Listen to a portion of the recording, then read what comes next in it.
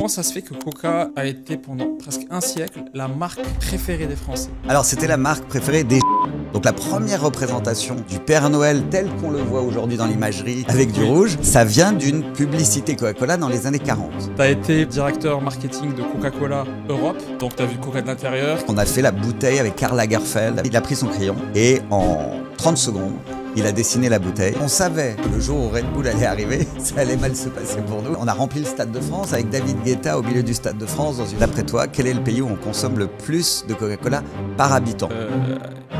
Bravo. Est-ce qu'il y avait de la coke dans Coca-Cola?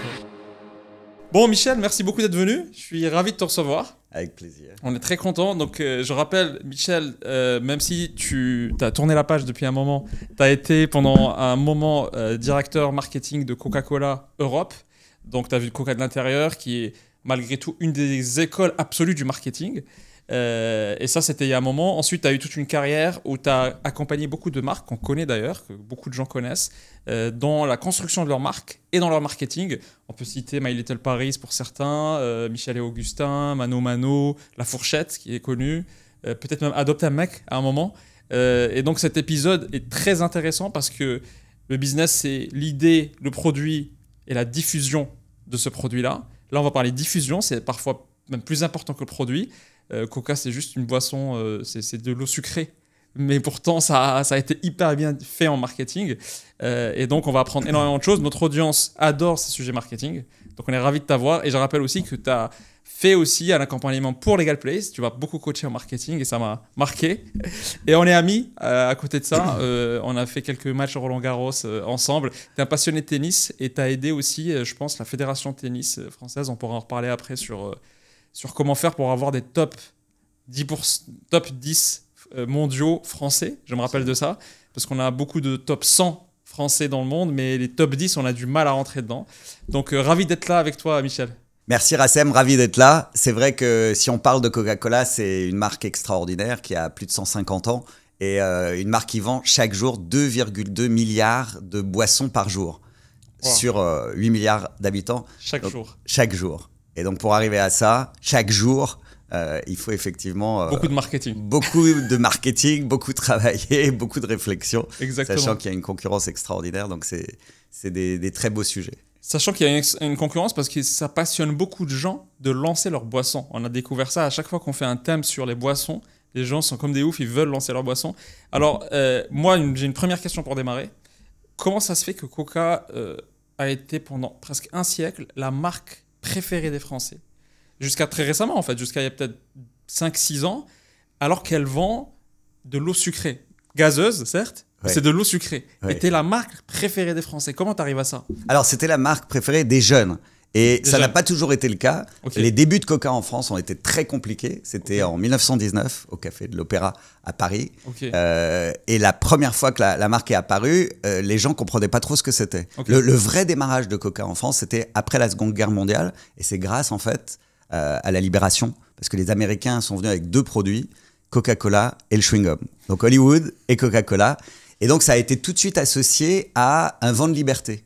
Et c'est comme ça que ça a démarré. Mais dans un pays où il y avait une tradition alimentaire très forte autour de l'eau et du vin. Du vin aussi. Moi, j'ai démarré ma carrière chez Coca-Cola, en Savoie. Je m'occupais des Jeux Olympiques d'Albertville. Et quand j'arrivais dans les cafés le matin, c'était pas du tout du Coca-Cola, c'était le petit vin blanc et puis de l'eau.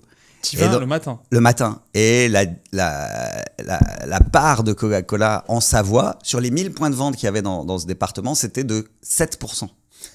Et j'avais comme objectif de passer de 7 à 100% en 4 ans. Donc c'était du boulot et la marque n'était pas du tout autant appréciée qu'on veut bien le croire en France. En France. Voilà. Dû aux particularités gastronomiques françaises où on a ce vin qui est hyper important et d'autres boissons aussi. Hein, mais Absolument. C'est la culture d'un pays qui fait que le niveau de consommation d'un produit, en particulier en agroalimentaire, est fort ou non. D'ailleurs, je te pose la question, Rassem. D'après toi, quel est le pays où on consomme le plus de Coca-Cola par habitant? Par habitant, pas en volume, par habitant. Est-ce que c'est un petit pays? C'est un tout petit pays. Bravo. Tout petit pays. Tout petit pays. Oui. Et un petit indice, c'est en Europe. C'est en Europe? Ouais. Un deuxième indice, il fait pas chaud du tout. Me dis pas c'est Liechtenstein, quoi. Non, il fait beaucoup plus froid. Ah, donc c'est nordique, Ouais. Danemark. Plus petit. Non, Plus petit encore. Estonie, Lituanie? Non. Plus froid, plus petit. Plus petit en habitants. Ouais. Islande? Bravo. T'as trouvé. C'est très rare que quelqu'un Oh. trouve, donc je te félicite. C'est l'Islande. Et pourquoi? Culturellement, ils ont des modes de vie qui sont très apparentés aux anglo-saxons. Et donc, ils consomment énormément de soft drink. Et c'est le pays où on consomme le plus de Coca-Cola par habitant. J'aurais dit que tu consommes de l'alcool quand il fait froid et tu consommes pas une boisson froide, fraîche, quoi. Alors, j'ai pas dit qu'ils consommaient pas beaucoup d'alcool. Ils consomment les deux. Ils consomment les deux. Et ils mélangent peut-être de temps en temps avec de Ils font des cocktails avec du coca. Ouais. Mais comme ça, on peut casser tout de suite deux a priori qui sont on boit quand il fait chaud. Oui. Pas forcément. Donc, c'est beaucoup des traditions culturelles d'un pays. Moi, je pense souvent à cette pub légendaire. Quand je pense Coca, je pense à une pub légendaire. C'est le Père Noël, tu vois, qui est en train de voyager, qui est en train de boire son Coca-Cola, alors que c'est le froid. On est à période de l'année où il fait très froid. Pourquoi c'est quoi le rapport entre Père Noël et Coca-Cola, en fait? Ouais, bah, c'est une très bonne question. C'est-à-dire, l'association du Père Noël avec Coca-Cola remonte à 1940, en fait. Okay. Et l'objectif de cette association, c'était de désaisonnaliser la marque Coca-Cola et de faire en sorte qu'elle puisse s'inscrire dans des usages qui n'étaient pas forcément des usages de consommation d'été, mais de l'associer à une période d'hiver où les ventes ne sont pas très fortes. Alors la réflexion n'était pas forcément écrite de cette manière-là, mais quand tu recomposes l'histoire, ce qui a été fait, en fait, le Père Noël, ça a été une commande de Coca-Cola pour illustrer une publicité dans les années 40 à un artiste suédois qui s'appelait Sundblom et qui a été le premier à donner une représentation dans les affiches publicitaires de l'époque d'un Coca-Cola joufflu, habillé en rouge, alors qu'avant c'était des elfes habillés en vert. Donc la première représentation du Père Noël tel qu'on le voit aujourd'hui dans l'imagerie, joufflu, bon enfant, sympathique, avec du rouge, ça vient d'une publicité Coca-Cola dans les années 40. Qui avait comme but d'associer avec... Qui avait comme but d'associer le moment de la fête avec cette consommation de boissons. Et au départ, c'était simplement une affiche publicitaire. Sauf que ça a été ensuite chaque année amplifié. Ensuite, quand il y a eu la télévision, c'est devenu des publicités télévisées. Oui. Et en France, moi, je me suis occupé de faire en sorte que cette histoire soit connue. Et donc, on a organisé au Carrousel du Louvre, dans les années 90, une exposition de toutes les toiles qu'on a fait venir des États-Unis, où on voyait cette publicité Coca-Cola, toutes ces affiches, des tableaux, et on a commencé à montrer en quoi le Père Noël était associé à Coca-Cola. Et c'est devenu la période de Noël la plus forte période de vente de Coca-Cola. On vend plus de Coca-Cola au mois de décembre qu'en plein été, dans la plupart des pays du monde, et en particulier en France et en Europe. Ouais. C'est fou, ça veut dire que quand tu vois aujourd'hui, cette illustration-là, déjà, moi je pensais que c'était une pub télé. Alors qu'en réalité, ça a commencé même dans des affiches. Par les affiches. À l'époque, un peu Mad Men, où on faisait des publicités figées, quoi. Absolument. Et ensuite, la télévision n'existait pas. Ouais. Et elle n'était pas aussi répandue aussi dans les foyers. Bien sûr. Et ensuite, ils ont traduit ça. Donc, ça veut dire qu'ils ont matraqué sur des décennies cette image-là. Absolument. Qu'elle colle dans la tête des gens, quoi. Ouais. Alors, c'est pas forcément du matraquage, mais c'est effectivement de continuer sur une période très longue à raconter la même histoire en utilisant des expressions différentes, des médias différents. Aujourd'hui, ça se fait sur TikTok, ça se fait sur YouTube, ça se fait sur l'ensemble des médias. Oui. Mais c'est d'avoir la même idée qui est exécutée de manière toujours plus soit sympathique, soit différente. Et c'est vrai que ça fait 100 ans, en fait, que cette imagerie est véhiculée ainsi. Ça veut dire que ça marche, le fait d'ancrer dans la tête d'un consommateur un moment. Parce que là, tu dis, il n'y avait même pas de consommation pendant Noël, c'était une saisonnalité, donc c'était plus vers l'été. Ouais. Ils ont créé une habitude via ce storytelling. Donc en fait, ça montre le pouvoir de l'histoire. Quand l'histoire est bien alignée et qu'elle touche vraiment une corde sensible chez l'humain, elle change son habitude de consommation, ça devient une culture. Et c'est vrai que la bouteille de coca familiale dans un truc festif comme Noël, ça fait partie maintenant de... Limite, si tu ne vois pas cette bouteille, tu dis un truc qui manque pour la fête, quoi. Absolument. Et donc, ça marche. Oui. Et ça, c'est un bon message pour tout entrepreneur qui a une entreprise qui veut faire en sorte, ou qui pense que le moment n'est pas le bon. En fait, on peut tout à fait réfléchir à trouver une manière que ce moment soit le bon, à partir du moment où ça correspond quand même à une réalité d'utilisation potentielle du produit. C'est-à-dire qu'il faut bien s'hydrater ou boire quelque chose. Mais ce n'est pas du tout évident de penser, là, en l'occurrence avec des bulles, mais c'est valable pour tout type de produit. C'est ça qui est intéressant.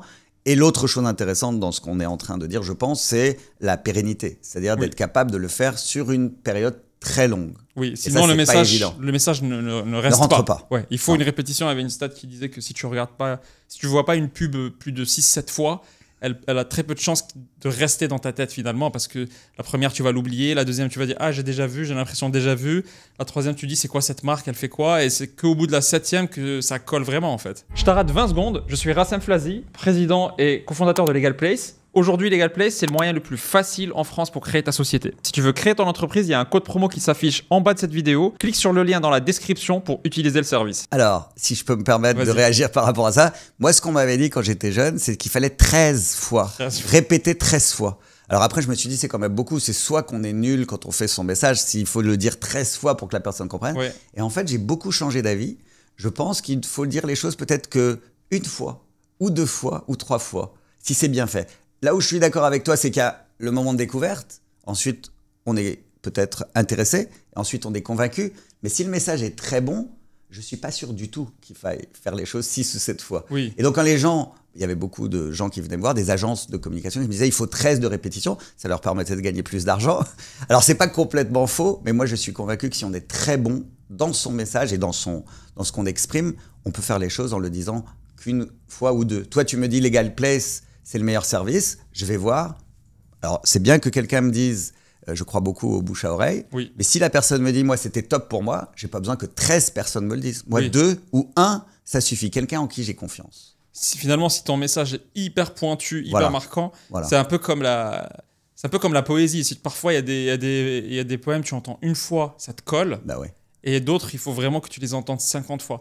Et c'est fascinant parce que la poésie, à l'époque, avant qu'il y ait les billboards, avant qu'il y ait la télé, avant qu'il y ait de la radio, etc., c'était le moyen de diffuser les messages. Mais exactement. Parce que ça rimait, donc tu t'en souvenais, c'était bien dit, c'était éloquent.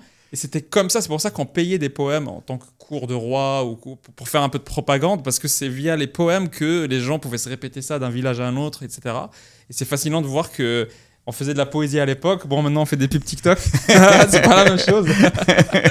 Mais finalement, c'est pareil. C'est raconter une histoire qui reste sans qu'il y ait besoin de la répéter 50 fois. Quoi. Mais c'est ça. Et plus le message est fort, moins il faut le répéter. C'est ça. D'ailleurs, la poésie ou la musique ou le théâtre sont des moyens d'expression, de communication qui sont incroyablement puissants. Oui. Parce que ça touche là aussi à la culture, à l'émotion, à ce qui est populaire. Oui. Et moi, j'ai eu la chance de travailler... quand j'avais 27 ans en Afrique pendant 2 ans sur du microcrédit en fait, et puis je travaillais avec des gens qui essayaient de faire passer des messages de lutte contre le sida. Ils n'y arrivaient pas parce que les gens en Afrique ne comprenaient pas que cette maladie se déclenchait 1 an après, et du coup c'était trop compliqué. Et c'est que par le théâtre ou par la poésie qu'ils arrivaient à faire comprendre ça. Donc j'ai vu des prises de conscience massives grâce à ça. Mais c'est des choses qui sont effectivement très importantes. C'est comme les films et les mangas. Nous, on a une fois, ça nous est arrivé avec Hugo, on a fait une vidéo sur les bullshit jobs. Et les bullshit jobs, c'est une notion que très peu de gens connaissaient, etc. etc. En tout cas, dans la jeunesse, parce qu'ils n'arrivent pas encore à expérimenter c'est quoi un bullshit job. Et dans les commentaires, les gens disaient, c'est quoi le nom de la série, là, du manga? Du manga où il y a... Jujutsu Kaisen, donc c'est un manga qui a hyper bien marché. Que j'ai découvert via Hugo d'ailleurs, et en fait il y a un personnage parmi, c'est même pas le 3e ou 4e, c'est peut-être le 10e personnage qui à un moment donné se retrouve à être un personnage parce qu'il quitte son bullshit job et il explique pendant une scène c'est quoi les bullshit jobs, et tous les gens qui regardaient la vidéo ont cité cette scène là parce que c'est via cette scène qu'ils ont appris c'est quoi tu vois la puissance culturelle de... Et c'est pour ça que tu vois aussi les placements de produits certainement dans les films. Apple a été très bon dans ça. À chaque fois dans tous les films américains, les ordinateurs c'était toujours des Apple, et je comprenais pas moi quand j'étais jeune. Je me dis mais moi j'ai jamais vu d'Apple devant moi. Je les vois à la télé, donc ça doit être quelque chose de beaucoup plus important en fait, tu vois. Mais oui. Donc émotion, ours polaire, Père Noël, etc. Maintenant il y a... Parle-nous de Chihuahua, la pub. Ah, Chihuahua, tu te souviens de Chihuahua? C'est vrai que Chihuahua, c'était une saga intéressante. Ouais. Moi, quand j'étais jeune, j'avais été marqué par la pub d'Orangina qui avait été la musique de l'été avec quelque chose dont tu n'es peut-être pas né, qui s'appelait Lambada. Okay. Et c'est vrai que c'était la musique. La musique est un élément extrêmement fort en communication. D'ailleurs, beaucoup de marques sous-estiment la puissance de la musique. Et moi, j'avais été très marqué par cette publicité de la lambada. Et je pense que quand j'étais jeune, je m'étais dit un jour, j'aimerais bien travailler sur quelque chose qui fait que la musique sera la musique d'une marque devienne très très connue. Et donc Chihuahua, en fait, je me baladais un jour en Espagne. C'était en 2002. L'été 2002, et j'entends cette musique à la radio en Espagne, je la vois à la télé, et c'était la pub de Coca de l'époque. Et moi, je l'avais jamais entendu en France. Et je me suis dit, en rentrant après mes vacances à Paris, je dis à mon équipe, j'ai entendu une musique géniale d'une de nos pubs dont moi, j'avais avant jamais entendu parler, et je me dis, il y a un vrai potentiel de faire quelque chose. On s'est réunis, on a travaillé ensemble, c'était vraiment un travail d'équipe, et la même année, quelques semaines après, TF1 est venu me voir en me disant, on a une super musique de l'été. C'était une musique dominicaine. Est-ce que vous voulez être sponsor? Et on leur a répondu, en fait, non, on pense qu'on a une meilleure musique que vous. Est-ce que vous voulez bien l'écouter? Ils ont fait preuve de beaucoup d'ouverture d'esprit. Ils ont écouté notre musique. Ils ont dit, effectivement, elle a plus de potentiel que la nôtre. Donc, on a commencé à travailler sur cette musique. On a été voir des maisons de disques. Les maisons de disques, ils ne croyaient pas beaucoup. Et en fait, c'est BMG qui a dit, tiens, moi, j'y crois. On l'a passé à la radio, sur petite radio. Et puis très vite, c'est venu sur Énergie. La musique a commencé à partir et on s'est dit comment est-ce qu'on peut faire pour l'amplifier. Et on a créé un business model avec TF1 qui était intéressant. C'est-à-dire que Coca-Cola ne gagnait pas d'argent. C'était TF1 qui allait gagner l'argent. Et nous, en fait, notre indicateur, c'était que cette musique soit la plus connue possible. Et donc la musique, comme on était partenaire de beaucoup d'événements, du Stade de France, est devenue un peu par hasard. On commençait à l'entendre dans les stades, les gens la chantaient. On commençait à l'entendre dans les cours de récré. C'est devenu la musique du Tour de France. Comme on était partenaire de Disney, du Club Med, on entendait cette musique dans beaucoup de lieux en France. Et puis, il y a un phénomène de masse qui a pris. C'est devenu la musique de l'été. Wow. Il y a eu 1 million de disques de vendus. Et en fait, qu'est-ce qui était intéressant pour la marque Coca-Cola? C'est qu'on a mesuré ensuite l'association. Elle était de 90% entre Chihuahua et Coca-Cola à l'époque. Aujourd'hui, peut-être 20 ans après, quand on demande aux gens... Je connais très peu de gens de ma génération qui n'ont pas entendu parler de Chihuahua. L'association à Coca-Cola est peut-être moins forte, mais à l'époque, les ventes ont fait plus 40% cet été-là. Donc ça a été vraiment une association, et en plus c'était très festif. On a travaillé avec un DJ autrichien qui s'appelait DJ Bobo, qui était totalement inconnu en France, qui est devenu le DJ star à l'époque. Et en fait, ça c'était en 2003.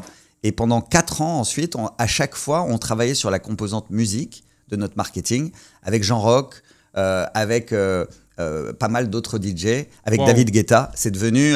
et ensuite, on a proposé notre bouteille en fait, de Coca-Cola de la faire jouer dans des codes en la mettant dans les mains, soit de chanteurs comme Mika.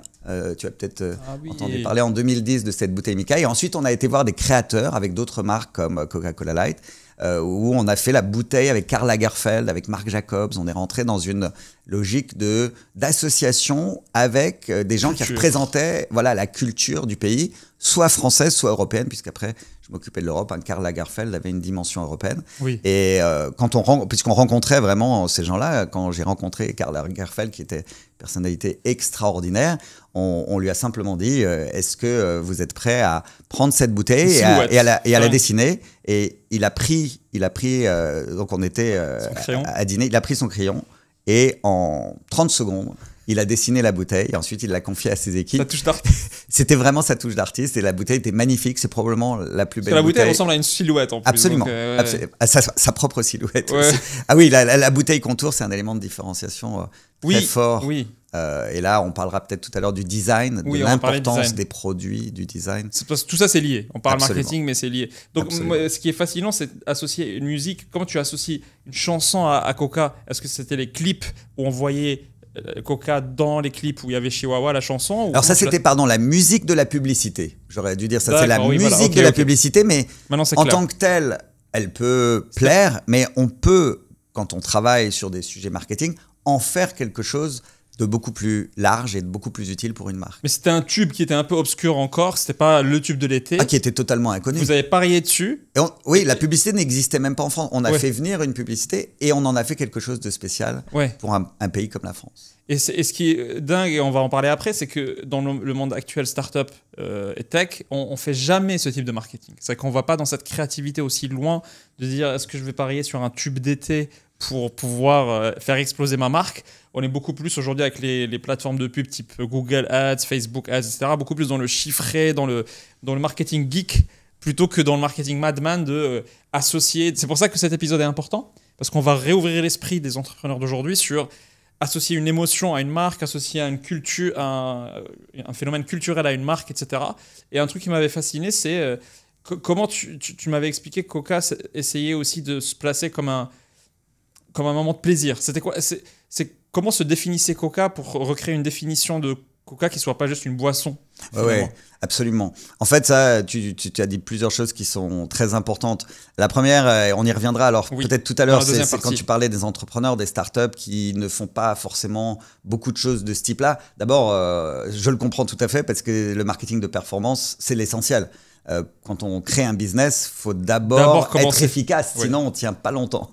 Et donc, c'est logique d'utiliser des techniques de business de performance. Peut-être expliquer ça, Michel. C'est quoi marketing de performance? Marketing de performance, c'est d'utiliser les médias qui ciblent directement les gens qui ont une chance peut-être d'être intéressés par vos produits pour aller leur dire de manière très simple, très efficace et peu coûteuse qu'ils devraient venir chez vous. Et c'est sûr qu'aujourd'hui, les médias digitaux, Google et Facebook en plus, tu peux mesurer. Particulier, en plus, on peut mesurer. D'où le mot performance. Absolument. Ouais. D'où le mot performance. Et donc, je pense que c'est indispensable d'abord de commencer par du marketing de performance. Du moins, je dis d'abord, pas forcément, parce que je crois vraiment à le modèle qui me semble le meilleur quand on crée une entreprise, c'est d'être capable de concilier les deux, mais de le faire de la bonne manière, au bon moment. Mais en tout cas, je pense que le marketing de performance est absolument indispensable. Voilà. Alors après, ton deuxième point sur l'émotionnel, sur trouver la différence de son produit, ça, pour moi, c'est la chose absolument essentielle en marketing, c'est-à-dire d'être capable de savoir ce que ton produit apporte à la personne, mais en termes de bénéfices émotionnels. C'est-à-dire la plupart des gens, la plupart des entreprises, je pense 99% des entreprises, parlent de bénéfices fonctionnels. Oui. C'est-à-dire, qu'est-ce que j'apporte à une marque? Qu'est-ce que j'apporte à un client? Mais dans le registre émotionnel. Et quand on parle de fonctionnel, en fait, le problème, c'est que on dit j'ai telle feature en plus, ma solution est meilleure pour ça, mon prix est plus bas, ma couleur est de X, et tout le monde se bat et c'est une cacophonie pas possible et c'est très dur d'émerger. Par contre, quand on arrive à parler du bénéfice émotionnel, c'est-à-dire qu'est-ce que j'apporte fondamentalement à la personne, alors là, on se situe dans ce que j'appelle le haut du panier ou le Gotha des marques, c'est-à-dire celle qui arrive à parler à l'émotion de la personne. Et il n'y en a pas beaucoup, malheureusement, qui y arrivent. Donc, bien sûr, Nike, qui parle de l'autonomie. En fait, le sujet et du fondateur de Nike, c'est Phil Knight, qui avait, à titre personnel, quelque chose de très fort autour de l'autonomie. Bien sûr, c'était un grand sportif. Il a créé une marque de sport. Il a commencé par les chaussures. Mais en fait, ce qu'il a fait, c'est il a communiqué sur le fait que pour quelqu'un, en fait, il voulait rendre les gens autonomes parce que lui-même avait cette problématique-là.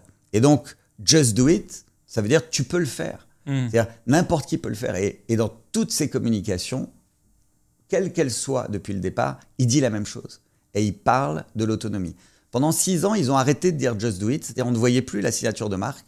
Et ils se sont aperçus, ils ont fait beaucoup d'études, ils ont vu que la marque était beaucoup moins puissante, qu'ils ont commencé à perdre de la qualité de marketing, de la qualité de communication. Il n'y avait pas que ça, bien sûr. Il y a beaucoup de choses autour du produit. Là, ils sont en train de retrouver un peu d'innovation produit. Ils ont eu quelques années difficiles. Mais c'est vrai que pouvoir dire « je te rends autonome » alors que je te vends des chaussures, mais ils ne disent jamais « achète ma chaussure à 110 €, ils disent « just do it ». Une autre marque que j'admire énormément, qui est Apple, là aussi, elle parle de créativité. En disant, la traduction, c'est « think different ». Ils disent « achète mon produit et tu vas être toujours plus créatif ». Et quand on arrive à faire ça, alors on se situe dans un autre registre et on est forcément différent. Et c'était quoi le message de Coca? Alors Coca, c'est tout simple, c'est un petit moment de bonheur. Mais ce message-là, il a été véhiculé de manière très différente.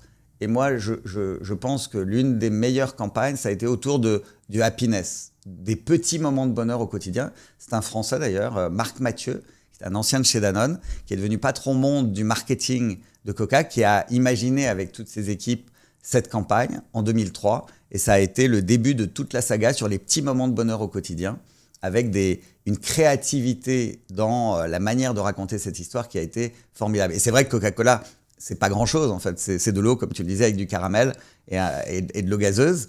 Il y a bien sûr d'autres choses. Et puis on entretient, on pourra parler du rôle du mystère. De la recette. De la recette. J'ai des questions, les gens me disent dis-lui la recette, c'est quoi? on peut s'arranger à la fin de Ça va coûter cher. de cet entretien. Et donc, le message, c'est quand tu sais quelle émotion doit marcher, donc soit le just do it, le autonomie / je veux devenir un athlète, etc. Ou moment de bonheur, c'est vrai que c'est des petites pauses comme ça de bonheur. Après, toute ta communication, c'est un fil rouge, ce truc-là.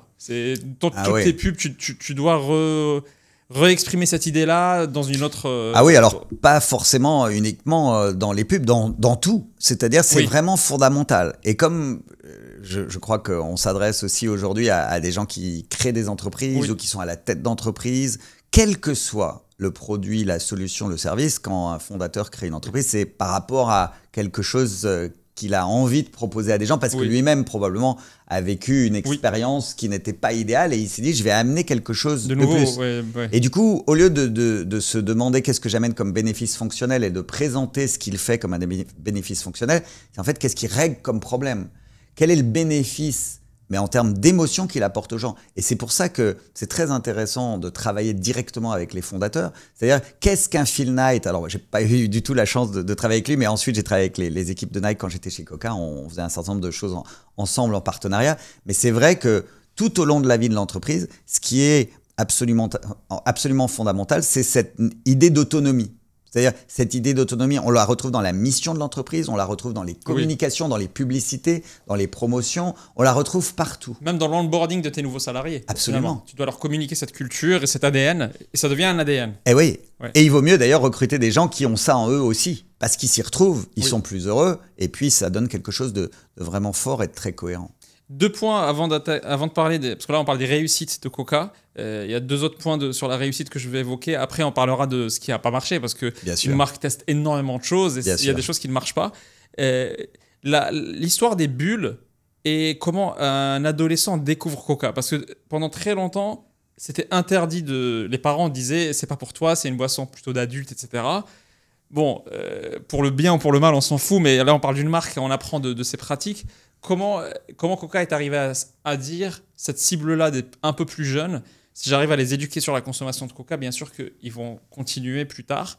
Parce que peut-être qu'on ne l'a pas dit dès le début, mais on va parler après quand tu présenteras c'est quoi une plateforme de marque. On raisonne beaucoup par segmentation. C'est ça. Et par des parcours clients particuliers. Donc l'itinérant qui est sur sa route, le travailleur, celui qui est posé pour se reposer le week-end, le festif, etc. Et puis il y a l'adolescent qui est une sorte de cible pour certaines marques de consommation. Je sais que Red Bull, c'était les sorties de boîtes, les boîtes de nuit pour que les gens restent en forme, ou les révisions d'examen. Ça, c'était un des parcours clés. Et c'est quoi cette histoire de bulle et le plaisir de découvrir cette bulle quand tu es enfant, quoi? Oui, alors en fait, c'est vrai que c'est très intéressant la notion de parcours client. Il y a plein de marques qui sont aujourd'hui très fortes sur ce qu'on appelle les personas, c'est-à-dire la compréhension de son public de manière très fine. On en parlera peut-être tout à l'heure. Mais par rapport à ta question... En fait, d'abord, il y a une règle chez Coca-Cola qui est de ne pas communiquer de manière volontaire et en achetant des médias sur une cible qui a moins de 12 ans.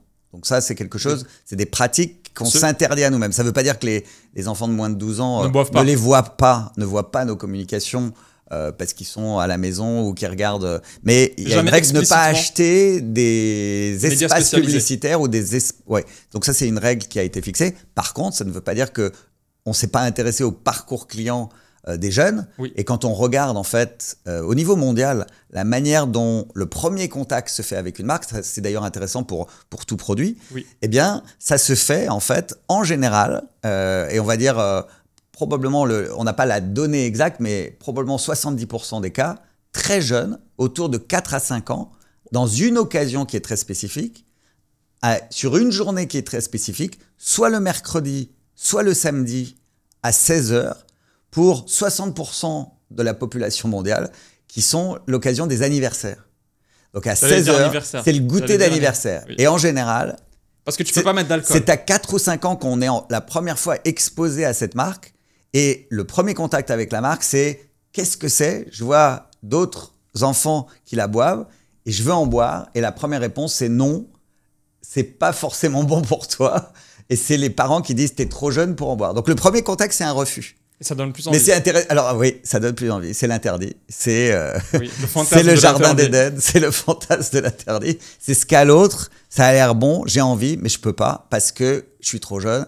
C'est pas conseillé. Et du coup, souvent, les parents interdisent le Coca-Cola, les boissons gazeuses, boissons sucrées, mais ça crée aussi beaucoup de désir. Oui. Alors, ça veut pas dire que dans une stratégie marketing, comme je l'ai dit, Coca-Cola s'interdit de communiquer au moins de 12 ans, mais la manière de commencer le désir avec une marque, en l'occurrence, c'est comme ça que ça se passe dans la plupart des cas et dans tous les pays du monde. Et je pense que le pire, c'est que du coup, comparativement à de la bière ou de l'alcool, qui est aussi un fantasme de c'est interdit pour toi encore, machin, bah, si tu bois secrètement un peu d'alcool, c'est pas bon quand t'es petit. Mais quand tu bois un truc sucré, qui en plus il y a un effet de gaz qui te surprend en fait, je pense que ça te laisse une marque qui après te rend addict parce que tu as envie de regoûter à ça en fait. Elle est désirable. Elle est désirable. Et d'ailleurs, moi, quand j'étais chez Coca-Cola, quand je m'occupais du marketing, on s'est pris de plein fouet le plus gros échec probablement que moi j'ai connu d'une marque extraordinaire qui est Red Bull,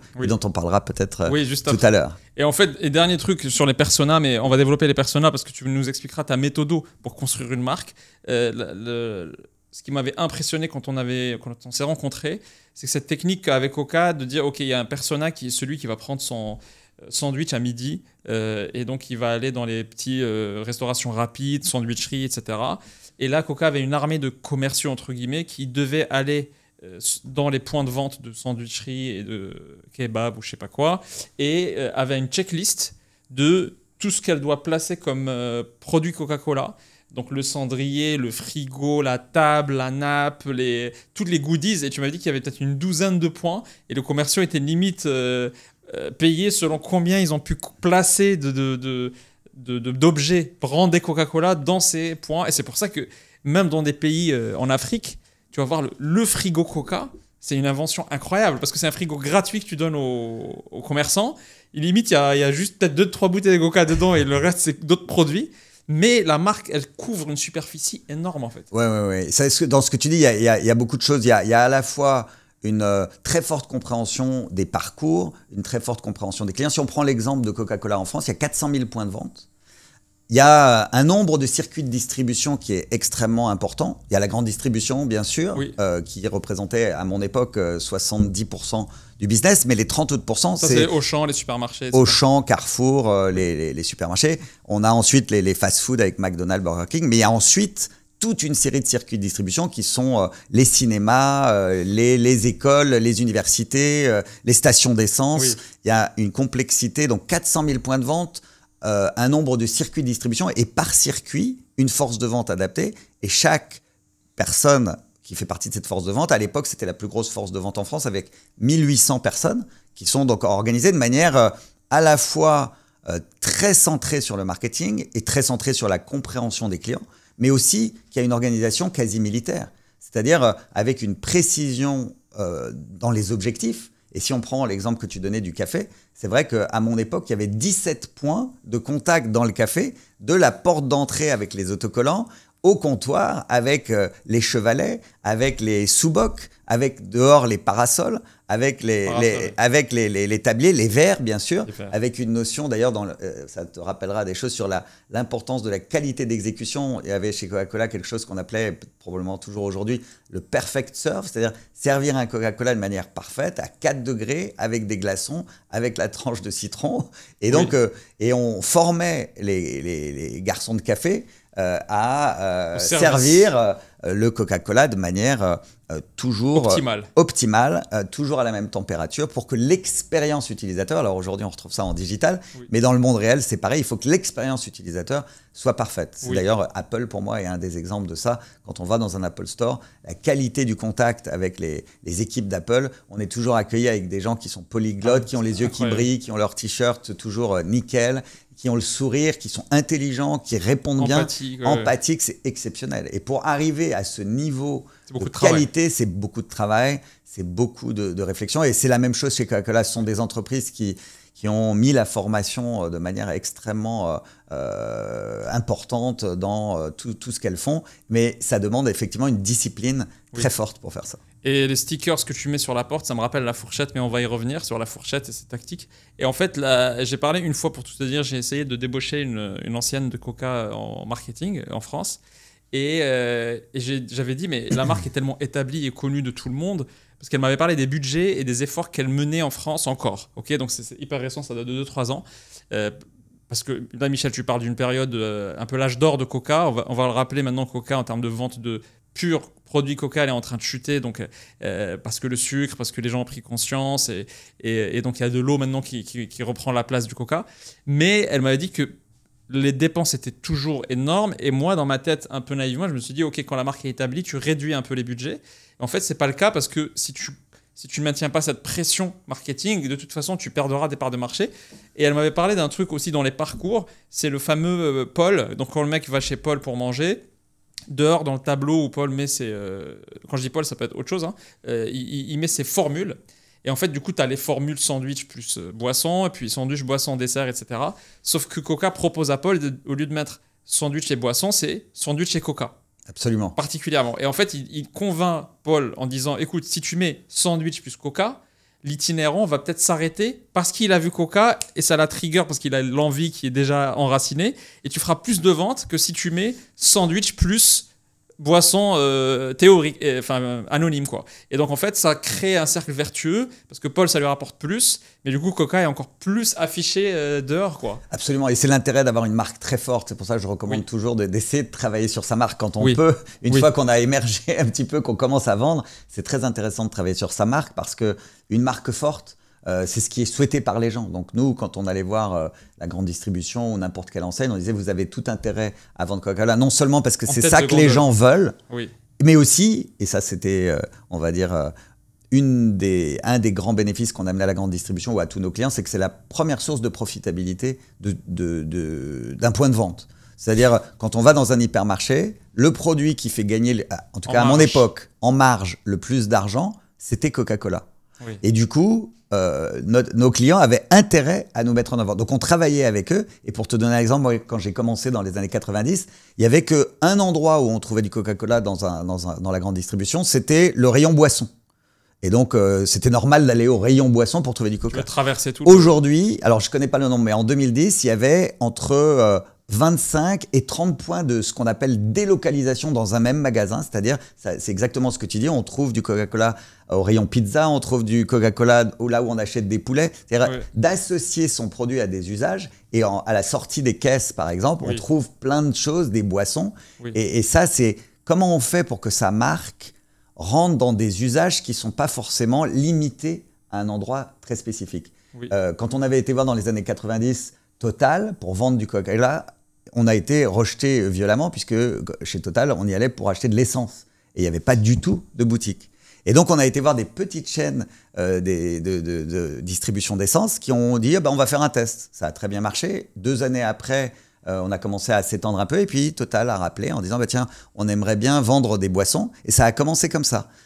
C'est devenu aujourd'hui les boutiques dans ce qu'on appelle le segment des pétroliers, ça représente à peu près 50% de leur profitabilité. Et même chose dans les cinémas. Avant, les boissons étaient vendues par des hôtesses. Je ne sais pas si tu as connu cette époque-là. Moi, quand j'étais jeune, il y avait une hôtesse qui, avant la séance, passait en disant chocolatey, bonbons, chocolat glacé, et il y avait du Coca-Cola. Et quand on a commencé à vendre la première boisson à un comptoir, c'était aussi dans les années 90, ça a été quelque chose qui était perçu de manière un peu bizarre. Comment ça Et aujourd'hui, pareil, les boutiques représentent une part très importante dans la profitabilité des grandes chaînes de cinéma comme Pathé, Gaumont. Mais à l'époque, c'était il y a 30 ans, il n'y avait pratiquement rien qui était vendu. Il n'y avait pas de boutique, en fait. Dingue. Ok. Et dans les faits, donc maintenant, il y a une histoire qui m'avait frappé aussi, c'était Red Bull au démarrage. Donc Red Bull, là, on parle de gros moyens, et c'est vrai que quand tu as des très gros moyens, tu arrives à asseoir une marque. Et ce que tu dis est vrai dans les Auchan et compagnie. C'est limite impossible pour une marque concurrente à Coca, même parce qu'il y a le fantasme de la recette, mais il y a beaucoup de génériques qui presque ont le même goût et parfois même peut-être mieux, mais ils ne peuvent plus pénétrer parce que la marque est tellement puissante qu'elle rapporte beaucoup trop à Auchan pour qu'il risque de le remplacer dans les rayons Coca par autre chose, parce que les gens ne vont pas acheter autant et la marge ne sera pas du tout la même, quoi. Donc tu as une stickiness qui est énorme. Et ensuite, pour revenir, donc, Red Bull avait lancé au début, quand Coca était déjà un géant, un nouveau type de boisson qui était le boisson énergisante, et avec des moyens très limités. Ils avaient des techniques un peu stunt, un peu kamikaze, avec les nanas qui se baladaient en voiture, ou je sais pas c'était quoi les techniques, tu vas nous raconter. Bien sûr. Et c'était un peu un tremblement de terre chez Coca, parce que c'était comment on va réagir à ça, on peut pas se faire bousculer, quoi. Ouais. Ça, c'était vraiment... Ça n'a pas marché. Et ça n'a pas forcément marché sur certaines marques. Oui. Je module un peu ce que tu as dit tout à l'heure, c'est-à-dire ce qu'a réussi à faire Coca-Cola dans les années 2005-2010, ça a été de commencer à équilibrer son portefeuille, non seulement sur d'autres types de boissons, parce qu'aujourd'hui, Coca-Cola, c'est 500 marques au niveau mondial. Moi, quand j'y étais, le chiffre d'affaires, c'était 33 milliards quand je suis parti en 2010. Aujourd'hui, c'est 47 milliards. La profitabilité à l'époque, elle était de 8 milliards. Aujourd'hui, elle est toujours de 20% environ. Donc, c'est un business qui fonctionne très bien. Ouais. Et donc, Coca-Cola a réussi à rééquilibrer son portefeuille de boissons. Ça n'a pas été facile, hein. Il y a eu besoin d'éliminer beaucoup de marques. Il y a eu besoin d'en racheter d'autres, d'en développer d'autres. Il y a eu des acquisitions très importantes. À mon époque, il y a eu une marque qui a été rachetée, qui fonctionnait très bien aux États-Unis, qui s'appelait Vitamin Water, qui a été rachetée pour 4 milliards de dollars, qui a eu des difficultés en Europe, mais il y a eu des grandes tentatives dans l'eau. Aujourd'hui, Coca-Cola, dans plein de régions du monde, produit beaucoup d'eau, et un des gros producteurs aux États-Unis avec Dasani. Et sur les boissons sucrées, ça représente quand même, sucrées ou légèrement sucrées, ça représente quand même 70% aujourd'hui des ventes. Mais avec des teneurs en sucre qui n'ont rien à voir, comme Coca-Cola Zéro, par exemple. Oui. Donc, la marque Coca-Cola est très forte. Oui. Le produit Coca-Cola continue à bien fonctionner, mais il y a eu énormément de rééquilibrage. Parce que changement d'habitude. Changement d'habitude, et puis boivent plus d'eau maintenant que... Et puis grosse réaction sur l'obésité, qui est un vrai fléau. Et donc, il est évident que tous les industriels, pas que Coca-Cola, a besoin de totalement réinventer...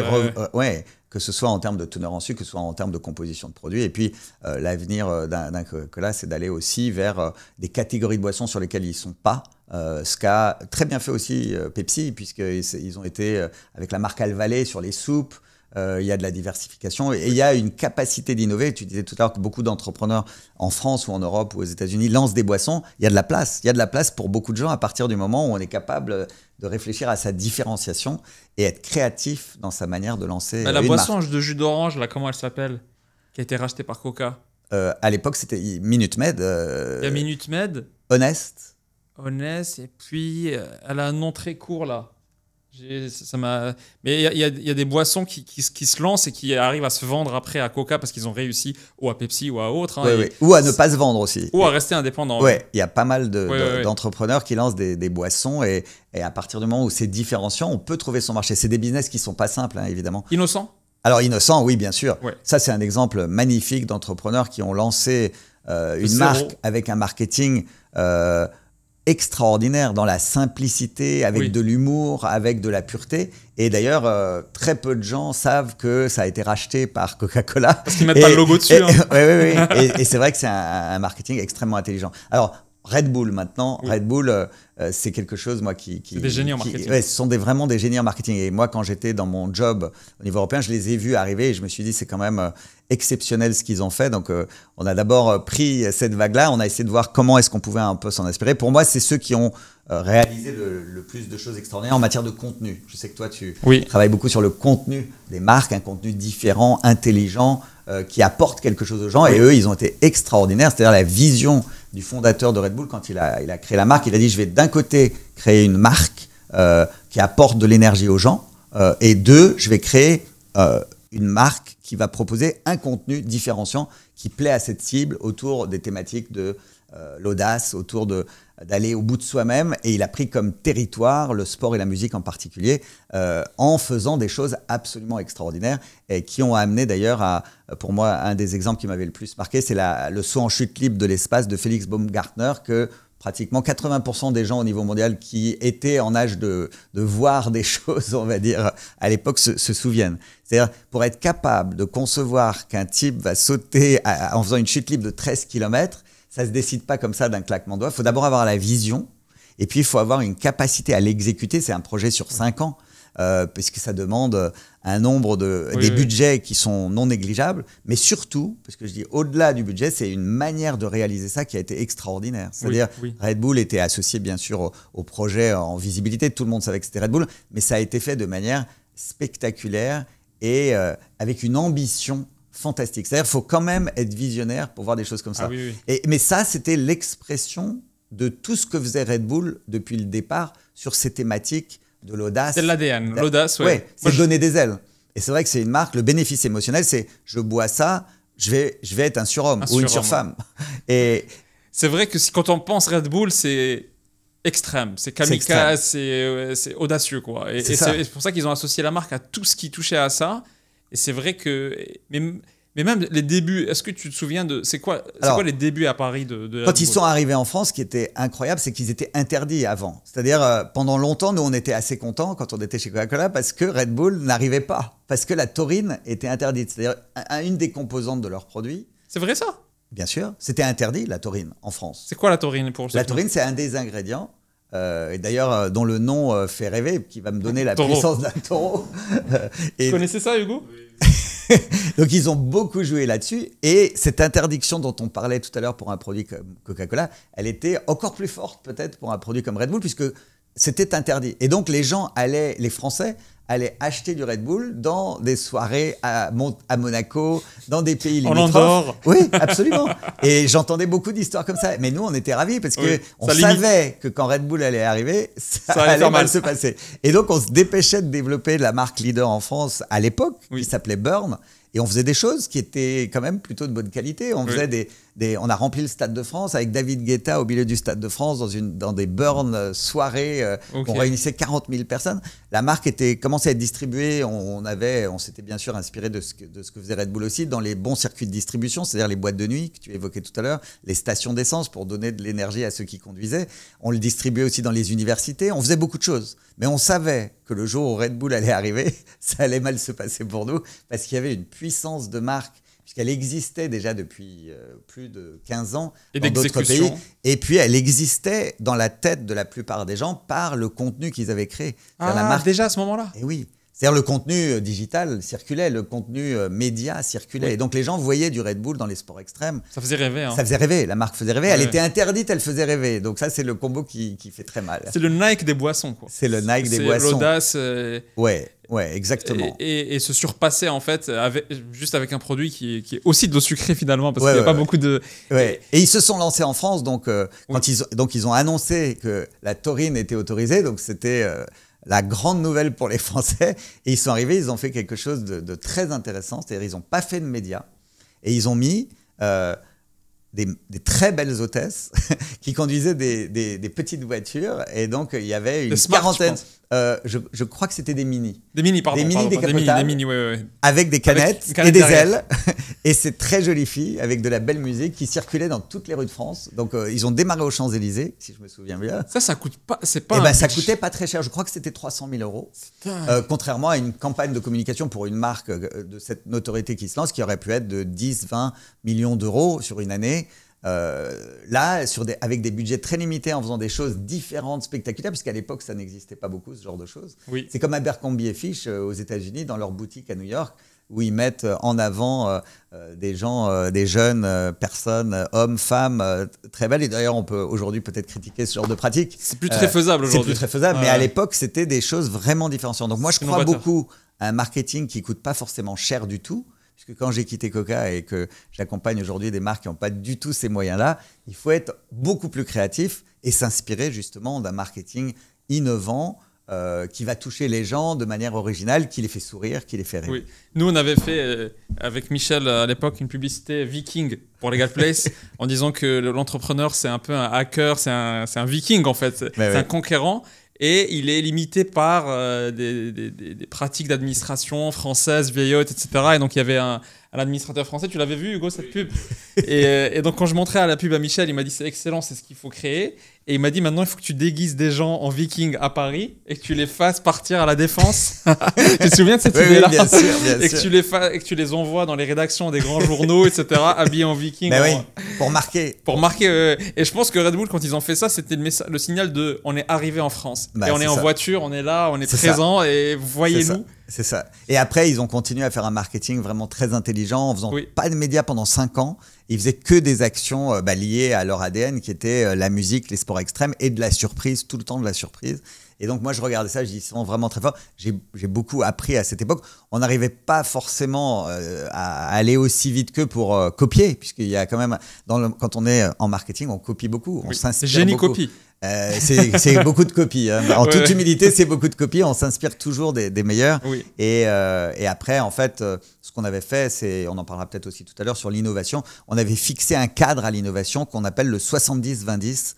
On en parlera peut-être tout à l'heure parce que je pense que ça peut être utile à tous les entrepreneurs. Ce qui est la leçon ici utile, c'est aussi qu'avec des budgets limités, parfois tu peux avoir un impact maximal. On avait fait, nous, une petite vidéo sur la technique qu'avait utilisée au tout début, avant d'être connu Red Bull en Angleterre, de placer des canettes usées à la sortie des boîtes dans les poubelles pour créer une impression de c'est bon, tout le monde consomme cette boisson-là et comment je la connais pas, pourquoi elle existe aussi. Donc ils ont juste pris des canettes, ils les ont écrasées et ils ont distribué à toutes les poubelles autour des boîtes. Et en fait, tu te dis, OK, quand j'ai pas d'argent finalement comme une grosse marque, j'ai le temps d'être innovant et créatif. C'est ça. Et Jacquemus, c'est peut-être une des marques aussi très distinguées aujourd'hui en termes de stunt. En anglais, on appelle ça stunt. C'est des coups de buzz marketing qui ne coûtent pas très cher, mais qui sont très osés. Et Taïk Chris, qui est un des grands extrêmes sportifs français, avait fait le saut, tu sais, sur la Tour Eiffel, depuis la Tour Eiffel, etc. C'est exactement ce type de... En fait, c'est des événements qui se préparent très longtemps parce qu'il y a de la sécurité, il y a beaucoup d'ingénierie. Hein. Oui. Mais à la fin, le coût versus l'attention que tu captes n'a rien à voir avec les budgets publicitaires que tu vas mettre à la télé pour avoir la même attention, en fait. C'est ça. Et c'est d'autant plus fort que ça part du bénéfice émotionnel dont on a parlé tout à l'heure. C'est-à-dire c'est très important d'être clair sur son ADN et ensuite on peut organiser des choses mais qui sont toujours en lien avec la même idée. C'est-à-dire ce qui est important, c'est de le faire dans la durée. C'est-à-dire je suis en général très opposé à des coups qui captent l'attention simplement une fois. Mais on est capable de répéter par d'autres idées et en étant toujours... aligné avec soi-même, quoi. Il faut être toujours aligné avec soi-même. Donc, ça parle de la différenciation, de l'unicité. C'est des thèmes que tu as abordés, je crois, dans tes différents podcasts de manière intéressante avec d'autres personnes qui sont venues te voir. Mais je crois énormément à ça, c'est-à-dire d'être clair sur sa différence, sur le bénéfice émotionnel et ensuite d'exploiter, on va dire, cette idée ou ce filon. Décliner ça par et le décliner par des actions fortes qui ont beaucoup de visibilité à un moment ou par des fils rouges qu'on entretient au fil du temps. Parce qu'il faut durer. Quand on a une marque ou un produit, il ne s'agit pas ça prend du temps de connu pendant un mois ou un jour, c'est d'être là dans la durée. On va parler de construction de marque du coup, mais juste avant, la question du Hugo, c'était quels sont les fails spectaculaires que tu as eu chez Coca? Le fail spectaculaire, c'est celui-là. C'est quand Red Bull est arrivé, Born a disparu du marché en 2 ans. C'est-à-dire une marque qui était leader de son marché. Red Bull est arrivé, donc les consommateurs se sont tous dirigés vers cette marque-là. Et Red Bull avait en plus une stratégie commerciale qui était intéressante, qui était de venir voir tous les points de vente dans lesquels on était vendu, ce qu'on appelle les flagships, c'est-à-dire les endroits qui sont les endroits les plus visibles, avec des budgets d'ailleurs commerciaux pour récupérer les points de vente. Et ils nous ont sorti d'à peu près tous les segments de marché très rapidement, puisque moi je suis patron de café ou patron d'une boîte de nuit. Red Bull vient me voir en me présentant un plan et tout l'historique de la marque. J'ai rapidement basculé. Donc, on avait construit une marque avec pas mal d'argent quand même. Hein. Voilà, et plusieurs millions d'euros. Ouais. Je crois que c'était 6 ou 7 millions d'euros de budget marketing pour une toute petite marque. Hein. Chez Coca-Cola, les budgets sont très importants. Donc, Burn, ça s'appelle une toute petite marque. Et donc, on avait quand même créé un leadership sur 3-4 ans. La marque a disparu. Donc, ça a été quelque chose d'intéressant. Après, il y a d'autres fails. J'en ai vécu beaucoup. beaucoup. Mais un notable, c'était, alors que le produit était vraiment intéressant, bon, différenciant, tu l'as peut-être connu, c'était Coca-Cola Black. C'était au goût de café, avec une formule vraiment, c'était vraiment bon. Moi, c'était mon produit préféré chez Coca-Cola. Un vrai goût de café qui correspondait à un besoin qui est aujourd'hui très fort, qui est l'énergie, dans un monde urbain où on a besoin de café. Donc, le combo Coca café était intéressant. Ça a très bien démarré, on fait un très bon lancement de produit. Et puis, on fait toute une série d'erreurs sur la manière dont on le communique, sur le séquençage des circuits de distribution. On ne l'a pas fait dans le bon ordre. Et en fait, le produit n'a pas très bien pris. Et pour soutenir une marque comme ça, il faut des budgets très importants. Et rapidement, l'équilibre financier a basculé. On a décidé de couper. D'ailleurs, c'est une des choses qu'il faut faire parce qu'on fait beaucoup de fails. Moi, j'aime bien les cultures d'entreprise qui favorisent le lancement et l'échec. Et au sein d'un groupe comme Coca-Cola où il y a 200 pays qui opèrent, le pays qui était le plus fort, il y en avait 2, c'était la Belgique qui était très forte en innovation. Donc, ils lançaient et qui retiraient quand ça n'allait pas. Et le Japon, où ils lançaient chaque marque à l'époque, peut-être que les choses ont changé. Le Japon lançait 80 marques par an. Et ils voyaient très vite si ça marchait ou ça ne marchait pas. Donc aujourd'hui, c'est beaucoup plus facile quand on a un produit digital de faire ça. Mais dans le monde physique, ce n'est pas évident. Ouais, c'était dur de faire ça avant. C'était pas évident de faire ça. Et au Japon, ils ont une culture de l'innovation qui est très forte. Ouais. Et donc, ils lançaient 80 marques et ils en retiraient 70 chaque année, à l'époque. Ça, c'est incroyable à expliquer parce que finalement, s'il n'y a pas de fail, c'est que tu ne testes pas assez. C'est ça. Et c'est ce qui est un problème. Et c'est vrai qu'on est très souvent pris par le produit phare et on se dit on va tout faire all-in dessus. Mais tu te fais bousculer de partout à un moment et il faut se diversifier. Et donc, à un moment, il faut. Et même peut-être si tu as un produit, tester plein de manières de le marketer. Parce qu'aujourd'hui, peut-être que sur Google Ads, tu arrives à faire beaucoup de pubs et que ça marche pour toi. Mais derrière, pour que tu établisses. On va peut-être parler de Peppernest, par exemple, qui est une marque que tu as accompagnée, qu'on connaît bien, c'est un ami. Et que au début, ils étaient très, très forts sur le web. Et ensuite, ils ont cherché. Tu vas nous expliquer comment chercher tous les parcours de tes personas. Et ils ont trouvé plein d'autres canaux qui ont élargi finalement leur marché. Mais pour trouver un canal qui marche, peut-être qu'il y en a 9 qui n'ont pas du tout marché, sur lequel tu as mis un peu de budget, une équipe. Plus que 9. Ils étaient vraiment spectaculaires là-dedans. Dans le nombre de tests qu'ils ont fait. Oui, et là c'est vraiment... j'ai appris énormément d'eux en travaillant avec eux. C'est-à-dire Philippe de la Chevannerie, le patron ça s'appelait Souscritou. Ils ont changé de nom, c'est devenu Peppernest. C'était une petite équipe, ils étaient 20, je crois qu'ils sont plus de 1000 aujourd'hui. C'est une entreprise. Oui, ils sont 700, 800. Moi, j'ai rencontré Philippe, il m'a dit qu'ils étaient 1100 là, il y a 2 mois. Et du coup, c'est vraiment une entreprise qui a fait un chemin fantastique. Et ils avaient, à l'époque, c'était en 2017, un gros hacker. Donc moi, le métier du gros hacking, je ne savais pas ce que c'était. Je suis trop vieux, je ne comprenais pas. Et en fait, c'était un vrai gros hacker, c'est-à-dire quelqu'un qui faisait ce que tu dis, qui testait des canaux, mais digitaux et physiques. Et c'est ça qui était intéressant. Il avait 23 ans, il était très curieux. Il n'y a pas besoin d'être forcément quelqu'un de très expérimenté, mais c'est quelqu'un qui était très curieux, qui testait des canaux et surtout qui les mesurait. Il essayait de les mesurer et chaque semaine, il revenait avec un reporting en disant ça marche, ça marche pas. Beaucoup de choses ne marchaient pas, la plupart des choses ne marchaient pas. Et puis, à l'arrivée, ils ont choisi 1 ou 2 canaux qui marchaient bien. Et un des canaux, c'était un canal physique qui était des agences immobilières. Ouais, tu vas nous expliquer ça parce que juste, moi le message important que je veux dire aux gens, c'est que on raconte une histoire souvent de la manière suivante, c'est qu'on dit ok, les mecs ils ont créé ce produit là, après ils ont été tellement smart, ils ont trouvé ce canal, et puis ils ont été tellement smart, ils ont trouvé ce canal là, et tu as l'impression que c'est linéaire comme ça, et qu'en fait ils ont juste par réflexion et dans une salle ils ont réfléchi, et par réflexion ils ont trouvé, alors qu'on ne raconte pas qu'il y a eu 20-30 fois plus de tests qui n'ont pas marché, et finalement c'est une exploration, plus qu'une réflexion dans une chambre, et si tu passes ton temps à réfléchir, finalement tu fais beaucoup moins de tests finalement, c'est ça le problème. Bien sûr, c'est que de l'itération, c'est que du test. D'ailleurs, Coca-Cola au début était une start-up, et le premier fail, je vais quand même, parce que c'est important qu'on en parle, il y a eu un fail énorme d'un point de vue business, marketing de Coca-Cola. C'est un pharmacien, en fait, John Pemberton, en 1886, qui a décidé de vendre ça dans sa pharmacie, de vendre du Coca-Cola, mais c'est pas lui qui l'a inventé. Il a été s'inspirer d'un Français qui était Monsieur Mariani, puisque le Coca-Cola vient de France, de Corse. Et c'était un breuvage qui soignait les maux de tête et les maux de ventre en 1886. Mais comme il y avait la prohibition aux États-Unis, c'était interdit de vendre de l'alcool. Donc M. Pemberton, qui était pharmacien, a ramené ce produit, a enlevé l'alcool et l'a vendu dans sa pharmacie. Et ça marchait bien. C'est-à-dire ça enlevait vraiment... Est-ce qu'il y avait de la coke dans Coca-Cola? Non, il n'y en avait pas. Désolé. T'aurais aimé ça? Moi, j'ai entendu qu'il y en avait. Non, il n'y en avait pas du tout. Ça fait partie du mythe. C'est très bien que peut-être certaines personnes... Est-ce que ça fait partie du mythe ou est-ce qu'il y a une politique de dire qu'il n'y avait pas finalement... ça, on ne sait pas.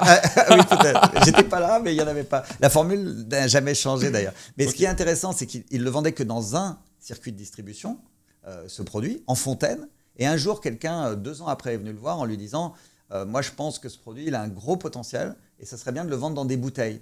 Et on va le sortir de la pharmacie. Et lui, il a dit jamais, jamais ça marchera. Je te laisse ce droit-là pour $1 symbolique. Donc il lui a vendu pour $1 symbolique. C'est le plus gros fail de l'histoire du business mondial, je pense, puisqu'aujourd'hui, c'est 47 milliards de dollars de chiffre d'affaires. Il y a peu de fails de ce genre-là. Voilà, ça c'est un très beau fail. Peut-être les frères McDonald's qui ont laissé leur bébé à quelqu'un d'autre et qui est le vrai fondateur finalement de McDonald's. Ouais. Mais à voir dans le film Le Fondateur d'ailleurs, qui est extraordinaire. Qui est un des meilleurs films sur le business qui existe. Et qui montre toutes les itérations qu'il a fait avant de devenir le monsieur McDonald's à partir de l'âge de 50 ans, qui a commencé vraiment à créer le McDonald's qu'on connaît aujourd'hui. Absolument. Là, ce qui intéresse notre audience, c'est comment s'y prendre pour penser d'abord sa marque et son marketing après. Toi, tu as accompagné plein de boîtes dans ça. D'abord, j'avais une question un peu anecdotique. Adopt a Mac, ils ont fait une pub une fois où il n'y avait pas de logo. Il y avait juste il n'y avait pas le nom. Il y avait juste le caddie avec la femme qui tire le caddie. Et ils ont déroulé ça avec un budget sur toutes les... C'est quoi la réflexion derrière une compagnie comme ça? Franchement, c'est des gens très impressionnants. Les deux fondateurs d'Adopt a Mec, donc j'ai eu la chance de travailler avec eux. Je ne pense pas que je leur ai apporté forcément des choses très innovantes. Je leur ai apporté peut-être un petit peu de méthodologie, mais ils étaient extraordinaires dans leur capacité à être différenciants et à être créatifs dans leur approche. Donc, quand je lui ai demandé, mais comment tu as eu l'idée d'enlever le logo? Ça revient un peu à ce que tu disais tout à l'heure. Il m'a dit, il y a plusieurs raisons. C'est-à-dire, on veut faire semblant d'être une grande marque. Et il n'y avait que 2 marques à l'époque qui ne mettaient pas leur logo sur des pubs. C'était McDonald's. Tu te rappelles peut-être des campagnes où on voit que les frites sans le logo. Et puis, je crois qu'il y a un moment Nike qui mettait plus le logo. Du moins, ils mettaient le swoosh, mais de manière très, très discrète. C'est-à-dire, c'est un emblème de la marque qui est l'équivalent pour eux du caddie. Oui. Et donc, ils ont dit, on va jouer dans ce code-là. Et on va être la 3e marque au niveau mondial. On est établi. On est établi. Ouais. On va dire qu'on est établi en faisant ça. Et j'aurais dit, mais quand même, vous avez, sur un marché comme la France, ils avaient, donc moi c'était en 2011, ils avaient à l'époque déjà 7 millions d'utilisateurs, ce qui est énorme. Une grosse partie des Français. Non, peut-être à l'époque, excuse-moi, c'était plutôt 4 millions. Je crois qu'aujourd'hui, ils ont il y a 10 millions d'utilisateurs, donc quand même une grande partie des Français. Bah, quand tu prends que les adultes, c'est vrai que ça fait beaucoup. Ouais. Et en fait, eux, ce qu'il m'a dit, c'est on ne s'adresse pas avec ces communications à des gens qui ne nous connaissent pas, on s'adresse aux 4 millions qui nous connaissent pour réveiller. Pour les réactiver. C'est-à-dire c'était ça l'idée de départ. Les faire revenir. Ouais. Donc c'est vraiment un parti pris très fort de dire je fais cette communication que pour les gens qui me connaissent, mais pour leur dire n'oubliez pas, revenez chez moi. Et là où ils ont été extrêmement forts, c'est que eux, ils ont été tout de suite travaillés dans un bénéfice émotionnel, dans un registre émotionnel où leurs publicités, elles sont magnifiques, elles sont oniriques. On parle d'amour, on parle de la princesse, de la Belle au bois dormant, le baiser qui vient réveiller. C'est une imagerie et qu'ils ont d'ailleurs ensuite fait évoluer de manière beaucoup plus moderne, avec des codes vraiment intéressants. Et à chaque fois qu'ils font une communication, c'est très innovant. C'est-à-dire, c'est vraiment, et c'est des gens qui sont extrêmement forts, intelligents dans leur manière de réfléchir à la marque sur la créativité. Ils ont fait aussi, comme tu le disais, des coups. D'ailleurs, le premier coup, ça venait d'un brainstorming entre eux. Moi, j'y participais. Ils m'ont raconté, je suis arrivé quelques mois après, où ils m'ont raconté que le vrai lancement d'Adopt a Mec et les vrais démarrages, ils étaient comme ça. Ils disaient, qu'est-ce qu'on pourrait faire d'un peu fou? Et ils ont dit, on va mettre une boutique dans Paris. Mais c'était pas une idée qu'ils voulaient réaliser. Ça serait génial d'avoir une boutique où on met les hommes en vitrine, on met un pompier, un gendarme, et les femmes viennent avec un vrai caddie et mettent l'homme dedans. Et l'idée a commencé à émerger, c'est parti dans les médias, mais ils se sont dit, ah bah zut, c'est déjà dans les médias, bah comme c'est dans les médias, on va la réaliser. Donc ils l'ont fait, ils ont créé une boutique éphémère rue de Rivoli, et pendant quelques temps, on a vu cette boutique-là, et là, les médias du monde entier sont venus, il y avait des retombées en Chine, il y avait des retombées partout, ça a été les vrais débuts de la notoriété d'Adopt a Mec. Wow. Mais aussi le produit, l'angle était différent, c'est-à-dire c'est les femmes qui choisissaient les hommes. C'était ça leur idée de départ. Le nom de marque était fort. Ouais, c'était Adopt a Mec. Et les deux fondateurs, c'était ça leur idée. Ils voulaient redonner le pouvoir aux femmes. Quand ils ont créé ça, ils l'ont fait, ils étaient un petit peu alcoolisés. À 2h du matin, ils ont eu cette idée-là.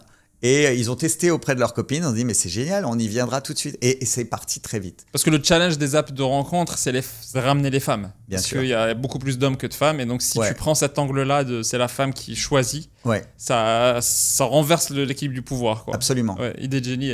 Et très bien pensé, très bien exécuté. Mais au départ, c'est parti d'une idée, non pas de créer un business qui allait gagner beaucoup d'argent, c'est de dire, il y a un vrai problème, c'est que les femmes, c'est comme des objets. On va inverser le truc. C'est les hommes qui vont devenir pour une fois un peu des objets. On va objectiver. Et ils voulaient faire ça pour leurs copines. Ça s'est fait comme ça. Hein. Ah. Mais oui. Et donc, j'ai écouté le podcast de Attali et de Michel de Guillermier qui parlait d'altruisme, d'être altruiste, c'est-à-dire d'avoir envie de faire quelque chose pour les autres, de régler le problème des autres. Et ça vient vraiment de là. D'ailleurs, moi, la plupart des entrepreneurs que j'ai accompagnés depuis 15 ans, c'est vraiment... Ceux qui marchent, c'est une vraie volonté. Ceux qui marchent, c'est qu'ils veulent aider les gens. Et après, il faut avoir bien sûr... Parce qu'il y a une obsession qui est beaucoup plus forte que tu débloques quand tu as vraiment envie que ça marche pour les autres. Et donc, c'est sûr que tu vas pas mettre la même énergie que si tu es désintéressé, que tu veux juste gagner en fait, de l'argent ou de la notoriété. C'est ça. Et quand tu es vraiment beaucoup plus... quand c'est authentique, finalement, ça marche mieux. C'est ça. Et soit tu l'as vécu toi comme problème et tu veux le régler, soit des gens qui sont très proches de toi l'ont vécu. Et d'ailleurs, même je pense pour la compréhension du problème, si les gens sont proches de toi, tu es plus capable de les questionner et d'itérer avec eux que si c'est des gens que tu n'as jamais vécu, ni toi, ni personne d'autre de ton entourage n'a vécu ce problème-là que tu veux régler. En fait, c'est plus dur. C'est plus dur d'aller le questionner et dire est-ce que c'est ça qui va marcher pour toi, etc. C'est ça. Et quand tu construis une marque, alors, est-ce qu'on construit une marque avant d'avoir la boîte qui tourne, ou est-ce que tu commences d'abord... Toi, tu t'accompagnes des gens qui ont déjà une boîte, qui est un peu établie, mais qui se cherchent en mode c'est quoi notre identité avec laquelle qui va tout impacter. Une fois qu'on a établi cette identité, comment tu as une démarche pour pouvoir questionner tous les founders, etc., pour extraire la meilleure identité qu'ils devraient avoir? C'est ça que tu fais? Oui, c'est ça que je fais. Mais par rapport à ta question, c'est dans quel ordre ça se fait? C'est pas évident. Souvent, l'œuf et la poule, quoi. Ouais, l'œuf et la poule. Ouais. L'idéal, c'est de pouvoir le faire le plus tôt possible, c'est-à-dire au démarrage de la société, de pouvoir réfléchir à un certain nombre de questions fondamentales pour qu'ensuite tout soit le plus cohérent possible. Malheureusement, ça arrive rarement, mais c'est pas grave. C'est-à-dire on peut avoir créé son entreprise et puis quand elle commence à grandir, on s'aperçoit qu'il faut être plus cohérent dans ses messages, il faut être plus différenciant, il faut être plus sharp, il faut être capable de dire le bon message au bon moment. Il faut réfléchir à comment je vais mettre mon argent, où je l'investis, réfléchir au champ des possibles. Donc il y a toute une série de questions. Évidemment, il y a une méthodologie que je peux résumer en quelques points si ça t'intéresse. Mais par rapport à ta question de timing, c'est bien de le faire, je dirais, le plus tôt possible. Parce que... ça va déterminer beaucoup de choses. Ouais. Et c'est possible de le faire tôt parce qu'un fondateur, il sait ce qu'il veut proposer. Oui. Et donc, on peut poser très vite toute une série de choses. Par contre, c'est vrai que des fois, je me dis, c'est pas mal de le faire au bout d'un an ou de 2 ans parce qu'on a déjà plein de retours d'expérience. Tu comprends tes clients, c'est qui? On comprend beaucoup mieux les clients. Et leur parcours. Ouais. Donc, on va dire qu'il n'y a pas de timing idéal. Mais il faut le faire à un moment. Pour les grands groupes, des groupes comme Coca-Cola, Danone, Unilever, ou dans tous les domaines, tous les services produits dans des grandes organisations, ça se fait toujours avant le lancement. On réfléchit à tous les fondamentaux, mais quand on est entrepreneur, qu'on lance une solution business, on n'a pas forcément on prend pas forcément le temps et c'est pas forcément la priorité. Donc la réponse, on va dire, elle est entre les deux. Oui, oui. Je recommande le plus tôt possible, mais des fois, c'est bien d'avoir déjà des retours d'expérience. C'est quoi les questions fondamentales? Ouais, il y a, selon moi, 4 questions fondamentales à se poser. La première, c'est pourquoi je fais ce que je fais? Pourquoi je propose ce service? Ah ouais? Ouais. Ça, c'est profond. Là, c'est moi-même. C'est même plus mes clients. C'est le fondateur / C'est le fondateur. C'est pourquoi je fais ça, à quoi ça va servir. Et parce que ça, derrière ça... Pour gagner de l'argent. En général, quand on fait ça pour ça, ça se passe pas très bien. Et quand je dis en général, c'est à 99%. C'est-à-dire, les gens que j'ai accompagnés et les marques que tu as citées, je pense qu'elles ont réussi parce qu'elles parlaient pas d'argent. Le fondateur de La Fourchette, Bertrand Gellensperger, c'est pas un gars qui parlait d'argent. Il parlait de résoudre un problème qu'il avait envie de résoudre. Évidemment, il voulait gagner de l'argent. Il avait envie de voir ça exister, quoi. Moi, c'est souvent ça que je vois. Ce qui me concerne, moi, c'est j'ai une idée en disant, OK, ça serait une solution élégante à ce problème-là. Par exemple, pour moi, la création de société en automatique, j'ai expérimenté le problème. Je me dis, c'est trop manuel alors que ça ne devrait pas l'être. Et je me suis dit, j'aimerais trop le voir exister. Même intellectuellement, j'aimerais que ce truc-là existe. Et donc, je vais travailler dessus, en fait. C'est ça. Mais c'est vrai qu'après, l'argent, c'est sûrement que c'est un résultat. Si ça marche, tu ne peux pas ne pas gagner finalement. Mais s'il y a que ça, est-ce que tu as l'énergie qu'il faut pour te réveiller tous les jours et le faire?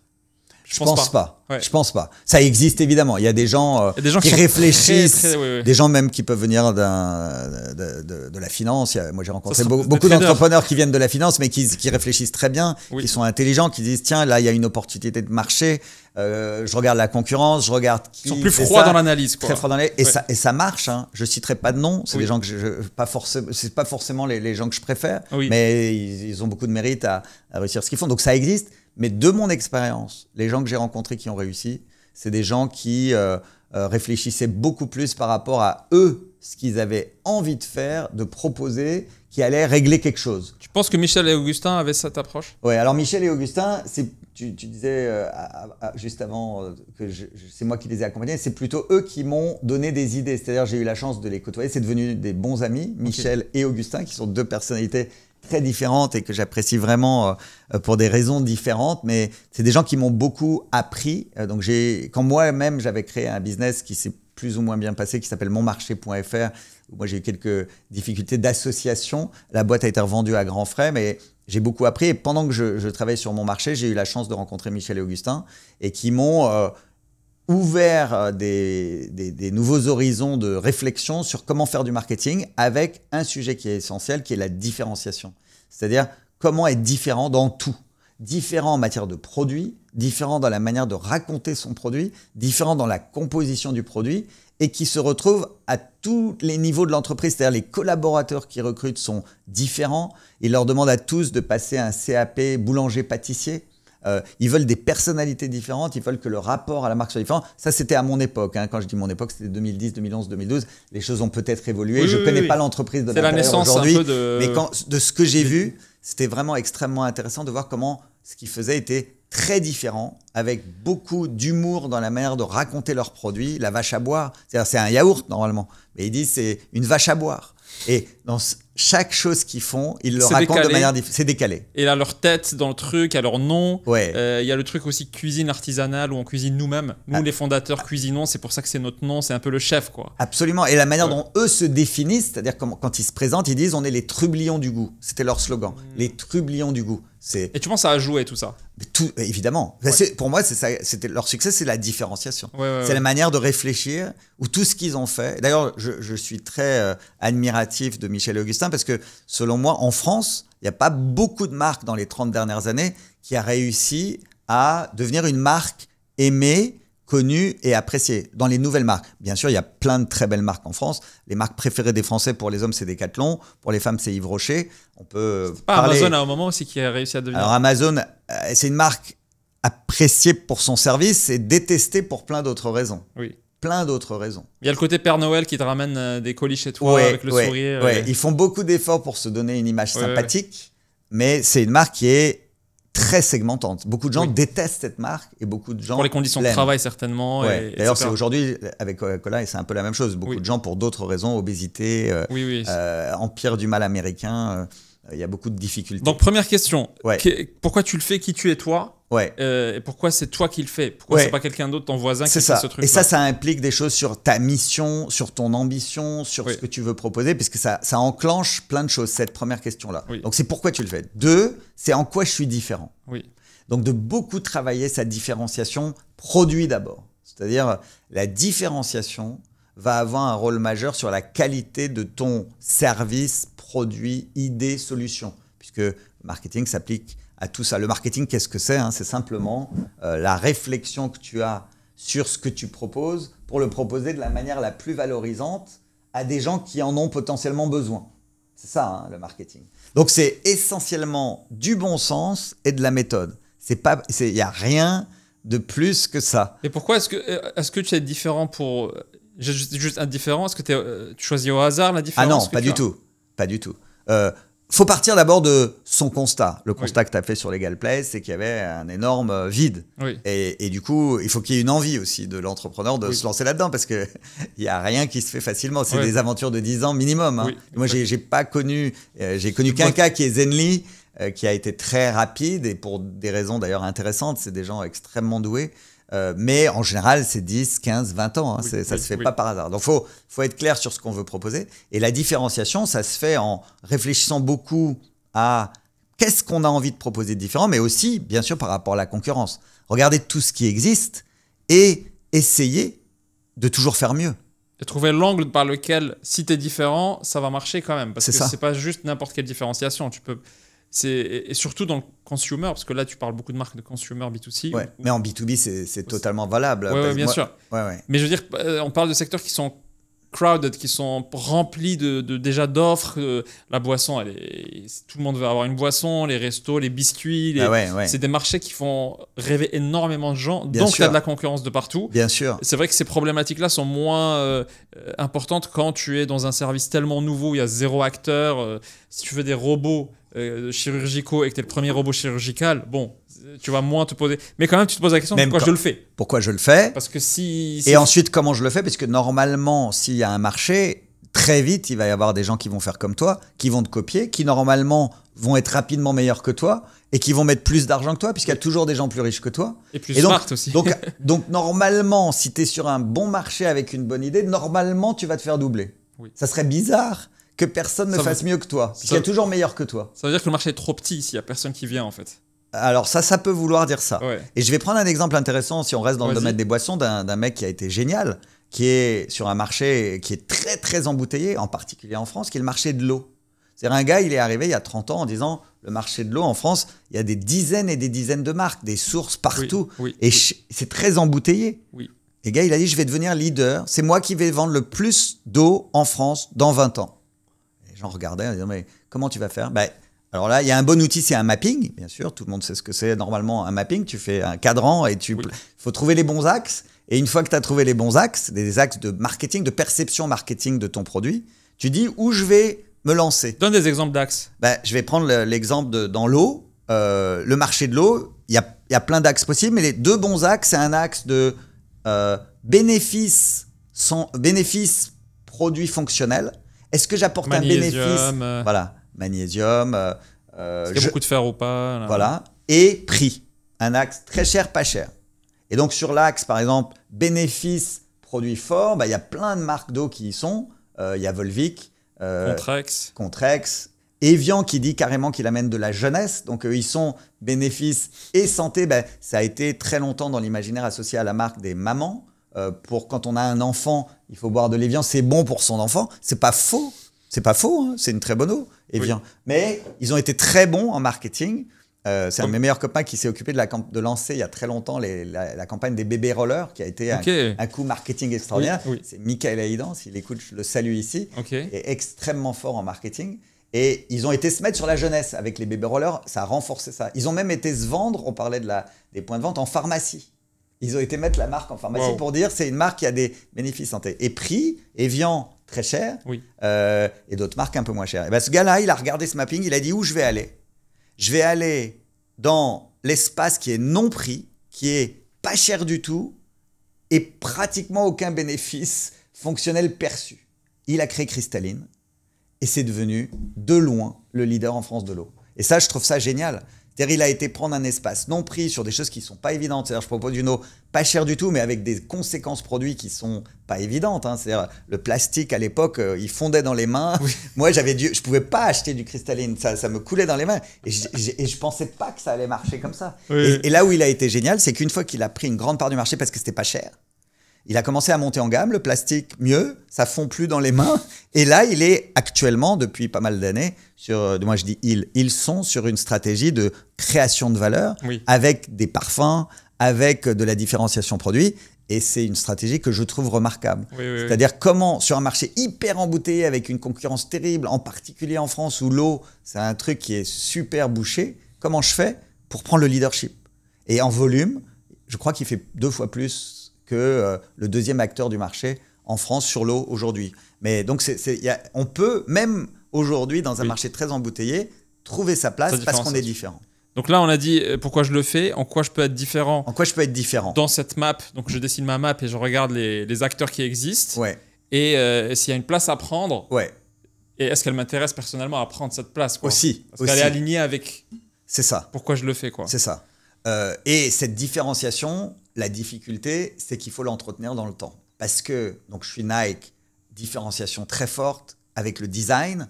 Le design qui d'ailleurs, grâce à des entreprises comme Nike et Apple, ils ont compris le mieux, je trouve, au monde, l'importance du design dans les produits. La désirabilité du produit. La désirabilité des produits. Ça, c'est quelque chose qui est vraiment, je pense, fondamental. Donc ça veut dire que par rapport à mon concurrent, Ouais. je vais porter beaucoup plus attention au design parce que je pense qu'il sera facteur différenciateur. C'est ça. Et quand c'est pas possible, quand on n'est pas dans le monde physique, ce qui est le cas de la plupart aujourd'hui des acteurs qui sont digitaux, comment je fais pour que la désirabilité soit forte? Si c'est important pour moi, parce que le Bon Coin, il n'a pas besoin d'être désirable. Alors le Bon Coin, c'est un autre exemple, je trouve, de marketing génial. C'est-à-dire, eux, ils ont réussi, comme Amazon, d'ailleurs le site d'Amazon, il est quand même particulièrement laid, mais il est d'une efficacité redoutable. Et le Bon Coin, je crois, touche 27 millions de Français. C'est tout à fait extraordinaire ce qu'ils ont réussi à faire avec un marketing très différent de la proximité. C'est-à-dire, c'est pas beau, mais ça, voilà, c'est pour moi. La directrice produit de Le Bon Coin m'a écouté dire que c'était très moche plusieurs fois. Oui. Elle m'a écrit sur Instagram, elle m'a dit arrête de dire que c'est très moche. Est-ce qu'on peut déjeuner pour que je t'explique? Et on a parlé. Et elle m'a expliqué que c'était pas forcément la fonction du Bon Coin d'être beau. Absolument. C'est pas un produit qui doit être désirable. La fonction, c'est c'est de connecter les gens et avoir cette image de particulier. C'est ça. Et d'ailleurs, alors le directeur marketing du Bon Coin, le nouveau directeur marketing est un bon copain à moi. Il m'expliquait leurs enjeux. C'est assez passionnant d'ailleurs. Mais ils font un travail où le design ou la beauté, je trouve, est quand même retrouvé sur d'autres éléments. Leurs communications, par exemple, sont vraiment très bien faites. Avec c'est des images de proximité, des images de gens qui nous ressemblent avec pas mal d'humour. Et je trouve que c'est vraiment très bien fait. C'est-à-dire autant le produit lui-même, là où on achète, et pas forcément, je confirme, c'est pas beau du tout, je suis d'accord avec toi, même si elle dit le contraire, mais c'est très efficace. Et ils sont capables de mettre de la beauté ou du design dans d'autres éléments. Là où il faut. Là où il faut, exactement. Et donc si tu trouves ta différence, elle est dans le design, clairement, c'est-à-dire que tu dois être capable d'entretenir ça, tu dois être aussi, toi, aligné, parce que tu dois être capable d'avoir ce goût-là. Absolument. Si tu n'as pas le goût de l'esthétique et tu veux te différencier par ça, bon courage. Absolument. D'ailleurs, je crois que Steve Jobs, tous les matins, en tout cas c'est ce que j'ai lu, marchait avec son designer en chef, d'ailleurs qui vient d'être acheté par Sam Altman de Hive. 6 milliards, je crois, après un an de société. Donc la valeur du gars, elle est très forte. Grosse, et ils marchaient ensemble pour parler de produits, design. Design, pas forcément au sens esthétique, mais design au sens quel produit je développe pour demain. Et donc ça, c'est les questions fondamentales. On en a oublié une, on a fait le tour des questions. Il en manque deux encore. Oui, on a parlé donc de pourquoi. On a parlé ensuite de différenciation. Oui. Ensuite, il y a un sujet très important qui est souvent peu ou pas suffisamment traité, qui est le ciblage. C'est-à-dire à qui je m'adresse. Et donc ça, c'est des questions fondamentales qu'il faut se poser, bien sûr, au démarrage, mais tout le temps. C'est-à-dire quand on grandit, on sert une cible. Donc, à qui je m'adresse? Elle va évoluer, la cible. La cible évolue. C'est-à-dire, à un moment donné, j'ai comme cible prioritaire, au moment de mon lancement, telle cible-là.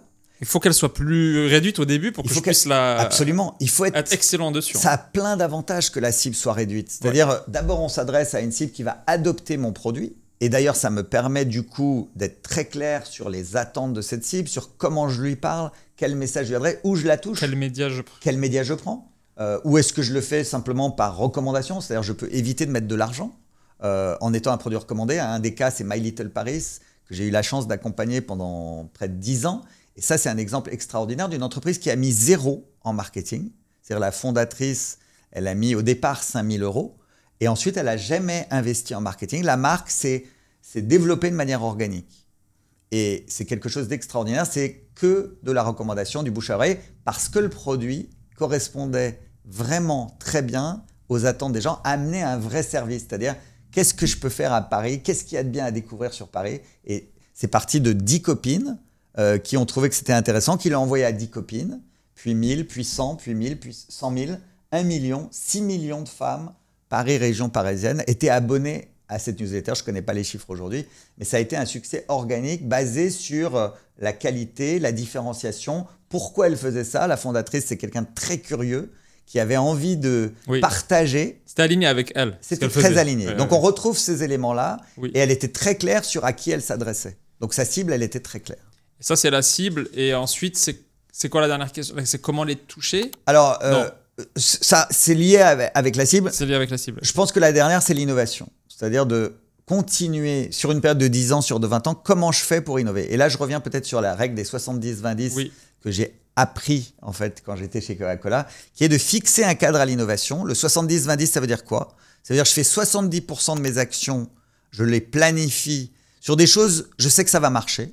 Oui. Donc, exemple, marketing digital, je fais du Google, je fais du Facebook, si ça marche, je sais à peu près ce qui va se passer, même s'ils changent les règles, c'est de plus en plus cher, de plus en plus compliqué, mais ça va marcher. 20%, je prends un peu de risque, mais je ne vais pas perdre tout mon argent. Ça va marcher, mais j'innove et donc peut-être ça sera mon prochain. Mais peut-être que je perds un peu quand même parce que c'est. Ouais, j'accepte de perdre un peu. Et il y a 10 où là, c'est différent. C'est de la vraie exploration totale. C'est-à-dire, chaque année, je prévois 10% de mon temps et ou de mon budget pour tester des choses nouvelles. Où là, j'accepte. Non seulement j'accepte, mais je suis presque content de me planter à partir du moment où j'apprends. En fait, ces 10%, c'est pour apprendre. Donc, je teste. Et moi, quand j'étais chez Coca-Cola, on m'a appris ça. Je testais tous les nouveaux médias. Un gars vient dans mon bureau en 2009, Damien Vincent, un ancien de MySpace, et il me dit est-ce que tu veux investir sur Facebook? Facebook, c'était nouveau en France, 2009. Et j'ai été le premier qui ait dit oui. On lui a donné 10 000 euros. Il était tout content. Et c'était un mec vraiment intéressant. Et on explorait tous les nouveaux médias. Et à l'époque, c'était intéressant de voir ça. Et on ne savait pas du tout ce qu'on allait avoir comme retour sur investissement. Donc, j'encourage, moi, toujours les gens à réserver 10% de leur budget dans de l'exploration. Parce que tu ne peux pas savoir ce que tu vas découvrir ici. Peut-être que tu vas découvrir un nouveau canal qui est incroyable, quoi. C'est ça. Et peut-être une question que je voulais te poser, parce que le monde ancien, il n'y avait pas de performance marketing. Aujourd'hui, il y a de la performance marketing, donc on peut mesurer avec Google Ads, etc., nous met tous une contrainte, ou plutôt une doctrine de on ne fait que ça maintenant. Et donc, on n'accepte plus de faire du branding au sens large, c'est-à-dire faire des opérations qui vont faire que la marque est plus connue, parce que ce n'est pas mesurable. C'est impossible. Nous, on a fait du métro cette année. On a couvert la moitié des stations de métro de Paris pendant une semaine. Personne ne peut me dire est-ce que j'ai fait plus 20 à cause de ça ou parce que juste les Google Ads ont mieux performé. Mais je sais intuitivement qu'il y a des gens qui m'ont vu, qui se sont dit « Ah, c'est sérieux comme marque parce qu'elle est dans le métro. Qui se sont dit « Ah, maintenant, ça me dit quelque chose parce que j'avais une vidéo sur Internet. Maintenant, je vois ça et quelqu'un m'en a parlé. Donc, ça renforce, c'est un signal. Mais je ne peux pas le mesurer. Et donc, ça tue dans nos têtes, nous, dans nos réflexions avec nos directeurs marketing, cette réflexion et cette innovation dans le branding. Et je ne peux pas croire que le branding ait zéro effet.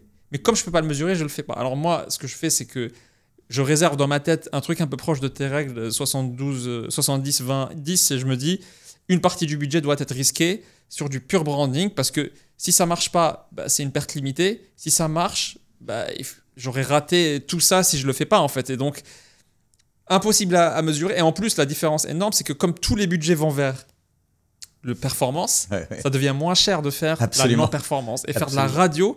La radio, aujourd'hui, tous les mecs qui prennent un Uber ou un taxi entendent malgré eux la radio. Donc, si tu cibles des chefs d'entreprise qui souvent sont en déplacement par des chauffeurs qui eux-mêmes vont mettre une radio, c'est comme Carglass. Bien sûr. Et donc, en fait, ça devient moins cher de faire radio. C'est beaucoup moins cher aujourd'hui, apparemment, de faire aussi le Tour de France, de sponsoriser le Tour de France de vélo. Et donc, je me dis, est-ce que c'est pas de la sagesse aujourd'hui que de dire, je dois quand même mettre un énorme budget, pas un énorme, mais conséquent sur du branding, sur des influenceurs connus, etc. Bien sûr. Écoute, moi, j'irais beaucoup plus loin que toi. J'inverserais les choses. Je dirais que je garderais un petit budget pour faire du marketing de performance et j'investirais la majorité de mon temps et de mes budgets sur ce qu'on appelle la création d'une marque forte. Pourquoi ? Parce que, en fait, c'est un risque énorme de continuer à faire du marketing de performance. C'est un risque énorme de donner de l'argent à Google et à Facebook. On devient tellement dépendant de ça. Non, Michel, mon métier, c'est de faire l'inverse. C'est d'essayer de faire en sorte qu'une marque soit suffisamment aimée et dans la tête des gens pour que les gens n'aient pas besoin d'aller la chercher sur Google et qu'elle soit connue et du coup, et aimée, bien sûr, pour y aller directement. C'est-à-dire, Nike, je vais l'acheter parce qu'ils me font rêver, parce que Nadal est mon idole. Comme tu le sais, je suis un passionné de tennis. Et du coup, jamais je vais sur Internet, jamais je vais en digital voir Nike. Oui. J'y vais directement parce que la marque, elle est là. Et il n'y a pas besoin de 13 de répétition. Il y a besoin de 2, 3. Après, il me touche quand même, si c'est vrai, très souvent. Mais la marque est là. Et je n'y vais pas. Je vais pas en digital. Donc l'enjeu, c'est OK, fais du performance pour croître, etc. Mais à côté, tu dois avoir une grosse partie de ton cerveau pour construire ta marque à terme, parce que c'est ça qui reste à la fin, c'est ta marque. J'ai caricaturé en disant je ferai l'inverse de ce que tu dis, évidemment, parce que chaque entrepreneur, il a son entreprise. Choqué, mais j'y crois fondamentalement. Je crois que moi, l'avenir des marques, c'est justement d'aller toucher le bénéfice émotionnel en étant différent. Quand je dis l'avenir, beaucoup de marques, quelques grandes marques le font, parce que je défie souvent les gens de citer 5 à 6 marques qui sont capables de faire ça, c'est-à-dire de raisonner dans leur tête. Il n'y en a pas tant que ça. Donc c'est soit j'apporte un énorme service très utile dans ma vie, soit je te touche émotionnellement très fort, et idéalement les deux. Mais il n'y en a pas beaucoup qui font ça.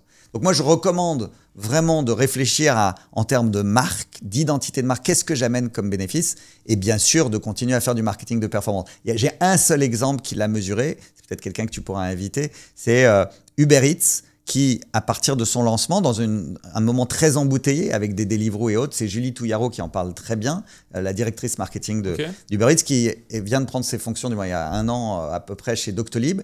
Et je l'ai eu il n'y a pas longtemps, et elle a créé un modèle montrant comment concilier marketing de performance avec branding. Et comment les deux, sur Uber Eats, ils ont à la fois un très bon marketing de performance et ils font des actions de branding que tu as probablement vu, apprécié dans les univers sportifs du football, avec beaucoup d'humour. Et la combinaison des deux, elle l'a mesuré et elle est convaincue, du moins elle le démontre, avec des chiffres.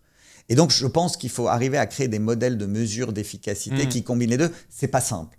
Il y a peut-être un truc simple que les gens doivent savoir, c'est que tu peux faire un sondage d'opinion pour dire combien de gens connaissent ta marque. Et d'où ? Comment ils ont appris ? Comment ils l'ont connu, exactement. Et ensuite, tu fais ça et tu fais beaucoup de marketing. Et 1 an plus tard, tu refais et tu fais un sondage. Nous, on a fait un sondage là sur Île-de-France, pas sur toute la France.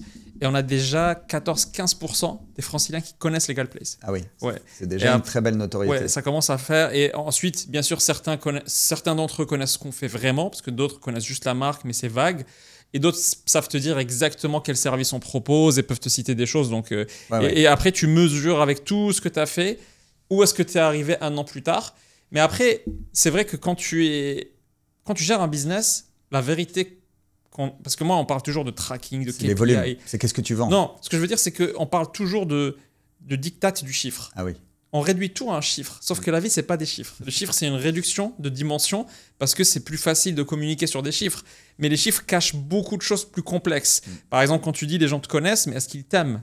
Absolument. Si moins de gens te connaissent, mais ils sont fanatiques. Steve Jobs disait, si tu as 1000 fans qui sont fanatiques de toi, tu as gagné le game. Absolument. C'est que 1000, mais si tu adores comme ils te c'est worship, eux qui vont être les ambassadeurs de ta marque. Alors que si tu as 100 000 qui te connaissent, mais ils ont une vision bizarre de toi, tu vas pas te reposer sur eux pour grossir par bouche à oreille. Absolument. Et bouche à oreille, c'est le plus puissant de le marketing. Absolument. Et donc, en fait, pour moi, maintenant, je suis beaucoup plus, après l'expérience Legalplace, je suis beaucoup moins sous l'emprise du chiffre. C'est-à-dire que quand un directeur de chez moi me montre des chiffres, en me disant voilà combien on répond en temps aux clients, machin, je dis ouais, mais ça cache beaucoup, c'est la qualitative que je veux savoir.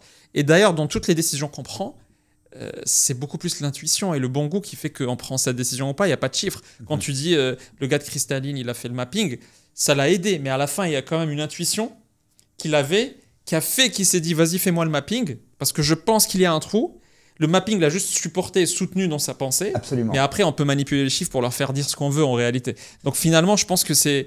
Et c'est pour ça que le branding, comme tu dis, est encore plus important aujourd'hui parce qu'on devient fainéant avec le performance marketing. On donne à l'algo fait pour nous le travail. Maintenant, tu n'as même pas besoin de cibler parce que l'algo cherche les cibles pour toi. Avant, il y a 10 ans, Facebook, tu devais cibler. Il y avait une intelligence, tu vois. Aujourd'hui, tu lui dis, je veux que les gens achètent tel produit, trouve-les-moi, et il y a une IA qui te les trouve, tu vois. Et donc, je pense que c'est le meilleur moment aujourd'hui de se revenir en arrière et de dire, OK, dans la vie, c'est que des intuitions, et des intuitions éduquées par plein de choses. Et le branding, c'est partie des choses où tu dis, j'investis, je sais pas. Et aujourd'hui, je suis incapable de dire qu'est-ce qui a fait qu'on a marché. Chez Legalplace, on a fait 1000 choses, mais qu'est-ce qui a fait que ça a marché ? Est-ce que c'est le performance ? Je sais pas, parce que... La qualité du produit, quand même, beaucoup. Oui, la qualité du produit. L'expérience utilisateur. C'est ce que j'allais dire. C'est que même si tu as mis 1000 € sur le marketing, ou 1 million ou 10 millions, on met des millions, si tu n'as pas la bouche à oreille qui vient avec, qui réduit ton coût d'acquisition, ça ne marchera pas parce que ça te coûtera trop cher d'acquérir ces gens-là. En fait. Et probablement aussi quand même, parce que ça je peux te renvoyer en positif, ce qui a marché aussi c'est la qualité des gens. Des gens talentueux qui écoutent, qui ont de l'humilité, qui sont capables de développer un service en écoutant les besoins des gens, capables de se remettre en cause. Exactement. Et ça c'est quelque chose de très important. Et peut-être on peut faire un zoom sur les personas. Moi ce qui m'a fasciné quand on a bossé ensemble, c'est qu'on a tracé, donc on s'était dit ok, qui est susceptible d'avoir besoin de nous? Il se trouve où? C'est quoi? Est-ce que c'est Géraldine à Nice qui a besoin de nous, elle a 60 ans, ou est-ce que c'est quelqu'un qui a 18 ans qui veut lancer son business? Et en fait, on se rend compte quand on fait ces parcours-là qu'ils ne passent pas tous par les canaux qu'on connaît, qu'ils ne sont pas les médias qu'on connaît. Comment tu travailles cette partie-là, peut-être pour que les gens se rendent compte de ça? Oui, c'est de se poser la question, qui est la personne qui a le plus besoin de mon produit? C'est-à-dire, si je suis sur le point de fermer mon entreprise, il me reste une dernière personne à qui je dois aller essayer de vendre mon produit, qui j'irai voir? Ça, c'est une bonne manière de se dire qui est sa cible prioritaire. C'est-à-dire, qui a le plus besoin de mon produit? Il ne me reste plus qu'une journée d'entreprise à avoir, je ferme ce soir, j'ai encore une chance de vendre, qui je vais voir? Quand on se pose cette question comme ça, on trouve sa cible prioritaire. Alors, il y a une méthode pour y arriver. Donc, on définit un certain nombre de critères, on met une pondération aux critères et on arrive à définir une première cible prioritaire, puis une deuxième, puis une troisième. Une fois qu'on a défini cette cible prioritaire, on réfléchit de manière très poussée et l'intelligence artificielle aide beaucoup. Aujourd'hui, on va beaucoup plus vite pour faire tout ça. On peut modéliser des personas. Un persona, c'est quoi? Un persona, en fait, c'est la personne type qui est la plus susceptible d'acheter ton produit. Une cible prioritaire, c'est le segment de population qui va créer le plus de valeur pour ton produit. Tu lui donnes un nom, tu lui donnes un nom. Alors, plus tu es capable de lui donner un prénom, un âge et de la décrire. Une caricature, en fait, presque. Une caricature, absolument. En tout cas, le portrait robot. C'est le portrait robot idéal de ta cible. Et même, ce que je recommande, c'est que ça soit pratiquement une personne réelle. C'est-à-dire, si tu dis, c'est Julie qui a 32 ans, qui est à Courbevoie, qu'est-ce qu'elle fait de sa journée? De famille, c'est d'aller taper sur Google. Je recommande ça à tous les entrepreneurs que je vois, que ce soit au début de leur boîte ou après, de faire ça. Ça sort des images sur Google Images, ça sort même des profils sur LinkedIn, et de l'afficher sur son bureau pour toute la journée, penser à cette personne en disant « Comment je peux l'aider ?» Cette Julie qui a des préoccupations, qui a ses gamins, qui a un boulot qui n'est pas évident. Comment je fais vraiment pour l'aider? À quel moment elle est libre? Alors d'abord, comment je fais pour l'aider? Parce que c'est bien de la voir, comme ça je pense à elle. Est-ce que je l'aide vraiment? Humainement. Ça devient quelqu'un de réel. Ce n'est pas simplement un prénom. Un chiffre. Un chiffre. C'est quelqu'un de réel. Donc, et moi, j'ai tout le temps, du moins quand j'étais chez Goya, j'avais les portraits des gens pour voir qui c'était. Aujourd'hui, c'est beaucoup plus facile avec l'IA, avec le digital, on peut facilement faire ça. Et ensuite, c'est de dire comment cette personne, elle vit, où elle va, c'est quoi ses usages, c'est quoi les médias qu'elle consomme, c'est qui les amis qu'elle voit, à quelle heure, à quel moment. Et de dire, si moi, j'ai qu'une cartouche, j'ai un tout petit budget marketing, j'ai 10 000 euros à l'année, ou j'ai 0, mais j'ai peut-être envie de tester quelque chose, où est-ce que je mettrais ces 10 000 euros? Pour l'atteindre. Pour l'atteindre. À quel moment? Est-ce que je mets d'ailleurs de l'argent, ou est-ce que je vais à un endroit où ça ne me coûte rien de lui parler? Il vaut mieux faire ça. Il vaut mieux aller lui parler à un moment où ça ne coûte rien. Et c'est souvent, d'ailleurs, il faut toujours mettre au minimum du temps, donc ça a un coût, mais je préfère mettre du temps et réfléchir à quelque chose d'intelligent et de lui faire passer le message au bon moment, qui peut être du contenu d'ailleurs. On peut développer un contenu qui soit vraiment adapté, qui répond à un besoin qu'elle va consommer sur YouTube à un moment où elle en a besoin. Ça, c'est probablement plus intéressant de faire quelque chose de bien réfléchi comme ça qu'une campagne télé qui va toucher large et vague et qui va toucher des gens dont j'ai pas besoin. Je suis trop petit, je suis un entrepreneur, j'ai pas énormément besoin. J'ai besoin d'avoir peut-être 700 clients l'année prochaine. Et en fait, moi, ce que j'aime bien, c'est quand on sait qui sont ces 700 clients, où je vais les chercher et comment je vais les chercher. Et c'est comme ça que nous, par exemple, quand on avait mappé quand tu crées une boîte, par quoi tu passes, quelles sont tes questions en amont. Qu'est-ce que tu demandes à tes amis en tant que recommandation, etc. Quand on découvre par exemple que certains vont d'abord voir leur banquier, bizarrement, pour dire je veux créer ma boîte, crée-moi un compte pour ma boîte. Et donc on est allé voir les banques, on leur a dit vous n'avez pas ce qu'il faut pour les équipes, pour leur permettre de créer leur boîte, parce que vous allez juste les renvoyer vers un avocat ou vers je ne sais pas qui. Donc voici LegalPlace, on va le brancher à votre banque. Comme ça, il y a un bouton pour... Et aujourd'hui, quasiment toutes les banques sont soit utilisent LegalPlay, soit sont au cours de Ah ouais, la c'est un Banque très bon Postale, exemple, ça. Ah ouais. la BNP, etc. Ouais. Ça, c'est excellent. Ça, c'est des idées qui font la différence. pour Intuitivement, moi. j'aurais pas dit parce que je pensais que les mecs d'abord créent leur boîte et ensuite se disent ok, il me faut un compte bancaire maintenant, mince, je veux parler à un banquier. En fait, beaucoup d'abord consultent leur banquier. Ah ouais. Parfois, ils vont consulter le gestionnaire de patrimoine en disant je veux faire un montage et le gestionnaire dit bah, d'abord il faut que tu crées une holding. Et en fait, tu trouves qu'il y a multitude de cas. Et plus ta boîte grossit, plus tu dois trouver toutes ces multitudes de cas. Et c'est ce que tu fais toi dans l'analyse de persona, quoi. Ben oui, et d'ailleurs, c'est vraiment intéressant ce que tu as dit sur mon intuition m'aurait pas dit ça. C'est Oui. pareil pour moi. Je me suis aperçu, donc avec toutes ces années, que souvent, alors l'intuition, moi j'y crois quand même beaucoup, faut s'y fier, mais c'est en se posant des questions. Moi j'ai rarement ce à quoi on arrive, j'y ai pratiquement jamais pensé au départ. C'est par la réflexion, par le travail, par la discussion avec d'autres qu'on arrive à identifier les bons leviers. Et donc l'exemple que tu donnes, j'y crois beaucoup. C'est-à-dire c'est de vraiment réfléchir de manière précise, détaillée par rapport à son produit, ses services. Et on trouve des idées vraiment intéressantes et différenciantes. Tu m'avais parlé par exemple d'un truc qui m'avait impressionné, c'était les vacances. Tu avais bossé aussi pour peut-être Club Med ou je sais pas qui. Ouais. Et la question... Pour Pierre et Vacances. Pierre et Vacances, Ouais. pardon.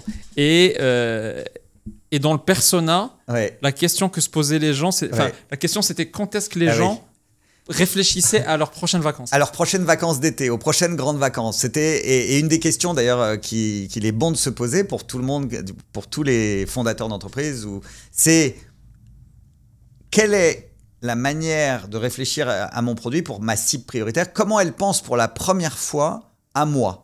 De quelle manière? Donc moi je suis vendeur de tourisme, de vacances. Quand est-ce que le Pierre et besoin naît? Vacances. Quand est-ce que ça commence? On va dire de manière annuelle. Tout à l'heure, je prenais l'exemple de Coca, c'est-à-dire comment ça commence dans la vie. Et là, c'est souvent 4 ans le mercredi ou le samedi à 16h. Je suis au buffet, ça commence comme ça beaucoup. Et donc, qu'est-ce qu'on fait ensuite pour recomposer ce parcours client et dire à quel moment j'interviens? Là, dans les vacances, en fait, intuitivement, je demandais, on a fait des tests, on a mesuré et on voyait que les gens, souvent, ils disaient ah bah, je pense que ça doit être 2 mois avant ou au moment de Noël ou quand il commence à faire mauvais. Tout ça, c'est pas faux. C'est ce que j'aurais dit. J'aurais dit que 2 mois, 3 mois avant, tu te dis on va où, chérie? Ouais, c'est ça le truc. Ouais. Et en fait, pour 60% des gens, la première fois où on pense aux vacances d'été après, c'est le dernier jour des vacances d'avant. Et le dernier jour des vacances d'été avant, en moyenne, en France, c'est le 24, le 25 ou le 26 août. Et c'est en général un vendredi à 17h au moment où je pars. Et là, c'est est-ce qu'on revient l'année prochaine? Pourquoi? C'est parce que c'est tellement dur pour beaucoup de gens de retourner au travail après avoir vécu quand même un bon moment qui sont les vacances. On n'a pas vraiment envie de reprendre une année qui s'annonce pas forcément facile, surtout dans le contexte actuel. Quand est-ce que je repars? Et donc, ça veut dire quoi? Et où? Si moi je vends du tourisme, et où? Alors souvent, parce que les gens reproduisent souvent la même chose, on va au même endroit. Et donc, vrai, hein. On crée des habitudes. On crée des habitudes. Est-ce qu'on revient? Ce qui n'est pas mauvais. Hein. Est-ce qu'on revient ou alors on l'a fait déjà 3-4 fois, on change cette fois-ci? C'est ça. Et du coup, moi je suis Pierre et Vacances ou je suis un vendeur de vacances. C'est un moment clé. Ça peut être Transavia qui a commencé de manière très intelligente il y a 6 ans à dire à Orly, le 24 août, on voit des grandes affiches qui disent « Et si on repartait déjà ?» Ou Pierre et Vacances, c'est de mettre une lettre dans la chambre de l'hôtel en disant « Si tu re-signes bientôt, je te fais 15% de réduction. » Ça, c'est très fort. Et ça, c'est une lettre. Il n'y a pas besoin d'acheter du média. C'est une lettre mise dans la chambre de mon propre client. Ça te coûte rien. Ça te coûte rien. Et ça crée du chiffre en plus. Ça te coûte la lettre. Ça te coûte une feuille de papier. C'est jamais rien. Hein. C'est toujours quelque chose ou du temps pour écrire la lettre. Mais c'est pas beaucoup. Et ça me rappelle aussi toutes les techniques où là, c'est comment acquérir de nouveaux clients, mais aussi comment créer la conversation pour que ceux qui t'ont utilisé, tu leur donnes une raison de dire qu'ils t'ont utilisé. Et là, il y a énormément d'exemples là-dessus, en fait, où des très belles marques arrivent à créer la conversation et te donner des raisons pour que quand tu rencontres tes potes, quand tu es dans un salon de coiffure, etc., tu te dises « Ouais, moi j'ai fait ci, j'ai fait ça. » Et moi, je ne crois pas du tout au parrainage où on te donne 5 euros ou 10 euros. Moi, on m'a souvent dit bah, tiens, si tu m'amènes un ami, je te donne 10 euros. Je dis mais mon ami, il vaut beaucoup plus que 10 euros. C'est une honte. Mon ami, il vaut une fortune. C'est même pas de l'argent. Je ne vais pas me connecter juste pour. C'est horrible. C'est-à-dire, je vends mon ami et donc je dis à mon ami, va là-bas et je vais avoir même 80 euros. Donc le parrainage, j'ai toujours eu du mal. Je ne dis pas que c'est catastrophique de faire du parrainage. C'est pas le plus puissant. En tout cas. Mais c'est pas le plus puissant. Par contre, comme tu dis, si tu donnes une vraie raison soit en donnant du contenu intéressant à la personne pour continuer la conversation, des idées sur des prochains voyages, des choses vraiment intéressantes, faire venir des gens qui peuvent te proposer des choses nouvelles ou des vrais avantages, c'est-à-dire de me proposer d'aller explorer des nouveaux horizons dans des conditions tout à fait différentes. Si on réfléchit à des choses vraiment différentes et si on est capable d'entretenir la conversation toute l'année, là c'est bien. Ça c'est bien de faire des choses comme ça. Et j'avais une histoire que tu m'avais racontée, j'ai oublié c'était quelle marque, mais on va essayer de retrouver, mais c'était un constat qui a été fait que une mère de famille, c'est pour qu'elle prenne sa décision. Donc c'était samedi, on est très occupé parce qu'il y a plein de tâches, etc. Et puis à la sortie du samedi, ensuite dimanche, tu t'occupes des gosses le matin, etc. Et puis à midi, 14h, il y a un petit moment de flottement, de sieste où tout est calme. Oui. C'était quoi ça? Ah oui, c'était. J'avais dressé un tableau assez sombre de la vie des Français à ce moment-là. Après une semaine épuisante, les enfants le samedi, un peu de sport pour quand même rester en forme, peut-être le dîner du samedi soir avec les copains et le dimanche, c'est le seul jour où on peut dormir. C'est vrai que et à partir de 16h le dimanche, c'est pas bon parce qu'on commence déjà à penser au lundi. Alors désolé d'avoir fait ce tableau parce que c'est pas du tout toujours comme ça. Mais on se reconnaît. Mais quand même, on peut se reconnaître. C'est vrai que de 14 à 15, de 14 à 16, c'est le moment où ça y est, on a fait les trucs, les enfants, on peut se reposer, on peut boire. Et c'était pour l'industrie du vin en fait. Ah, ok. Ouais, c'était l'industrie du vin. C'est à quel moment on peut se relâcher se relâcher avec un petit verre. Donc c'est pas forcément une mauvaise idée de communiquer le dimanche entre 14 et 16 en disant et si tu testais, t'as pas envie de découvrir ce nouveau millésime. C'est le moment où tiens, pourquoi pas. Mais on va pas boire de 14 à 16, mais c'est le moment où je peux te dire quelque chose. Voilà, c'était un exemple. Écoute Michel, on a couvert beaucoup de choses. Tu as des rendez-vous qui s'enchaînent après, je pense. Donc on tourne très tôt pour cette raison. Donc merci à l'équipe d'être venue très tôt. Mais en gros, c'est fascinant ce que tu as... Toutes ces expériences-là que tu as couvertes et tu as vu beaucoup de types de boîtes très différentes, B2B, B2C, même dans l'industrie du jeu vidéo, tu m'avais raconté. Donc tu as une vision très large du marketing. C'est fascinant ces sujets-là. D'ailleurs, notre audience, si elle a d'autres questions à poser, on pourra refaire un autre épisode comme ça pour approfondir certains sujets, donner d'autres exemples. On a pris des questions du public d'ailleurs que j'ai posées, je n'ai pas cité, mais certaines questions viennent de mon Instagram que je t'ai posées. Est-ce qu'aujourd'hui, tu fais quoi exactement? Comment tu occupes tes journées? C'est quoi les types de projets qui t'intéressent, toi? Ouais, en fait, merci de poser la question. J'accompagne à 50% des entreprises dans le B2B, 50% des entreprises dans le B2C. Beaucoup de tech. Même des fonds d'investissement d'ailleurs. J'accompagne quelques fonds d'investissement avec qui je collabore sur leurs propres problématiques marketing ou sur leur marque, puisqu'il y a besoin de beaucoup de différenciation. Oui, même eux doivent se différencier. Ouais, depuis 7-8 ans, il y a un vrai travail qui est fait par les fonds d'investissement sur ces sujets-là, parce qu'ils doivent se différencier. Et donc, je travaille avec des entrepreneurs qui ont lancé leur société en général depuis 2-3 ans. Qui sont en général sur des tailles de business qui sont entre 2 et 7 millions d'euros. C'est-à-dire que ce n'est pas encore des très grosses sociétés, même si je travaille de temps en temps avec des boîtes qui font 1000 personnes, qui existent depuis 25 ans. Mais on va dire le cœur de mon activité, c'est sur des entrepreneurs, soit qui créent leurs entreprises, ça peut être à zéro, mais qui ont un peu de sous pour me payer quand même. Peut-être c'est leur deuxième boîte. Ça peut être leur deuxième boîte. Et c'est des gens, ceux avec qui j'aime bien travailler, c'est des gens qui ont une forte ambition, qui ont quelque chose en eux de passionné, le feu sacré dont on parlait tout à l'heure, et qui ont envie de déplacer des montagnes. Alors, en sachant que c'est très dur de déplacer les montagnes, donc moi j'aime bien accompagner ces gens-là pour les aider à avoir la meilleure route possible. Et je tiens quand même à signaler que tous les exemples que j'ai cités, je pense que j'ai appris au moins autant que ce que moi j'ai pu partager. C'est très enrichissant. Et puis, donc moi, j'ai quand même maintenant un certain âge, donc ça me fait du bien aussi de travailler avec des gens de la nouvelle génération qui ont envie aussi de partager ce qu'ils savent. Donc, c'est vraiment un chemin. Je travaille beaucoup de manière très collaborative au travers d'ateliers en général pour faire une plateforme de marque. C'est 5-6 workshops dans lesquels on pose toutes les questions fondamentales et qui débouchent sur un livrable qui est un brand book pour une plateforme de marque, mais qui permet surtout d'aborder toutes les questions essentielles qu'on a pu aborder aujourd'hui. Et les réseaux sociaux, pour finir, c'est quelque chose qui a changé la donne du marketing pour toi aujourd'hui, parce que tu as vécu plusieurs transformations. Le performance marketing, maintenant, c'est le contenu qui devient roi. Nous, on a décidé de faire du contenu parce qu'on sait que nos personas consomment beaucoup avant de se lancer. Est-ce est-ce que finalement, c'est pas la même méthode au final que tu Si, appliques? C'est absolument. où trouver les gens, qu'est-ce qu'il faut leur dire, C'est ça, c'est la comment même t'exprimes ton émotion. Absolument, c'est la même méthodologie. C'est vrai Ouais. que les réseaux sociaux ont complètement transformé les lieux où les gens s'informent, mais c'est la même chose. C'est-à-dire quand Facebook est arrivé, c'était intéressant d'être sur Facebook, mais aujourd'hui, ça a pris une place tellement forte. Et aujourd'hui, la nouvelle donne sur le marketing, c'est l'intelligence artificielle qui permet de gagner énormément de temps. Donc moi, je travaille beaucoup avec ça. Par contre, ce qui est plus... il faut être très vigilant sur l'utilisation de l'IA en marketing. C'est-à-dire, pour l'instant, je n'ai rien trouvé de très créatif. Non. L'intelligence artificielle permet, La l'IA recherche rapide. permet de rechercher vite, de faire de la segmentation, d'être précis sur les personnes. Ça fait gagner beaucoup de temps. Ça demande beaucoup plus de travail qu'avant, en fait, parce qu'on a beaucoup plus d'informations vite. Oui. Par contre, il n'y a pas de créativité puisque ça reproduit les modèles d'avant. Oui. Donc, peut-être qu'un jour, on est arrivera un à peu être loin, plus peut-être, créatif, mais dans quelques temps, peut-être qu'on y sera. Mais pour l'instant, il n'y a pas de créativité. Donc, les bonnes idées, ça vient toujours quand même de la réflexion, de l'échange, voilà, du partage. Par contre, ce que les médias sociaux arrivent à ramener maintenant, c'est que la partie émotionnelle, Ouais. tu peux la travailler parce que déjà, tu peux voir les fondateurs. Bien Avant, sûr. tu pouvais même pas les voir. Avant, Bien on était sûr. obligé de passer par des médias, t'imagines. Donc, si les échos ne voulaient pas te recevoir, tu n'avais pas de contact. Ouais. Maintenant, c'est du direct au consumer. Bah Et ouais. donc, tu peux exprimer ton identité beaucoup plus facilement qu'avant. Et c'est un levier que peu de CEO utilisent encore. D'ailleurs, intéressant, il y a un homme politique qui est venu me voir, qui passe souvent à la télé, et qui m'a dit, en fait, j'arrive à passer à la télé comme je veux, j'ai les codes pour, mais de moins en moins de gens regardent la télé. Bien Et sûr. du coup, les gens ne me reconnaissent pas dans la rue, en fait, ils ne me connaissent pas.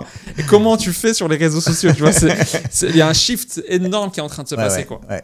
Très intéressant. Dernier truc peut-être, Michel, tu fais beaucoup de choses à côté du business. Oui. Moi, j'ai été invité une fois à ton festival de musique classique que tu faisais, qui était incroyable, qui était en Italie, donc très très beau lieu. C'est vrai qu'on n'a pas dit, mais la musique classique, c'est aussi un point commun qu'on partage. Et le tennis, c'est une de tes passions. Ouais. Juste pour finir, anecdote intéressante, tu m'avais dit qu'il y avait une réflexion de la Fédération française de tennis. On est le pays où il y a le plus de licenciés en tennis au monde. Genre c'est un sport qui est hyper pratiqué. Pourtant, on n'a aucun numéro 5 ou 6 ou 3 dans le monde, quoi. Ouais. Comment ça se fait? Ouais, très bonne question. Alors c'est vrai, je suis un passionné de tennis. J'ai un objectif. L'objectif dans ma vie, c'est d'être champion de France des plus de 100 ans. Donc j'ai 40 ans pour y arriver. Tu t'entraînes très dur. Je m'entraîne 2 heures par jour.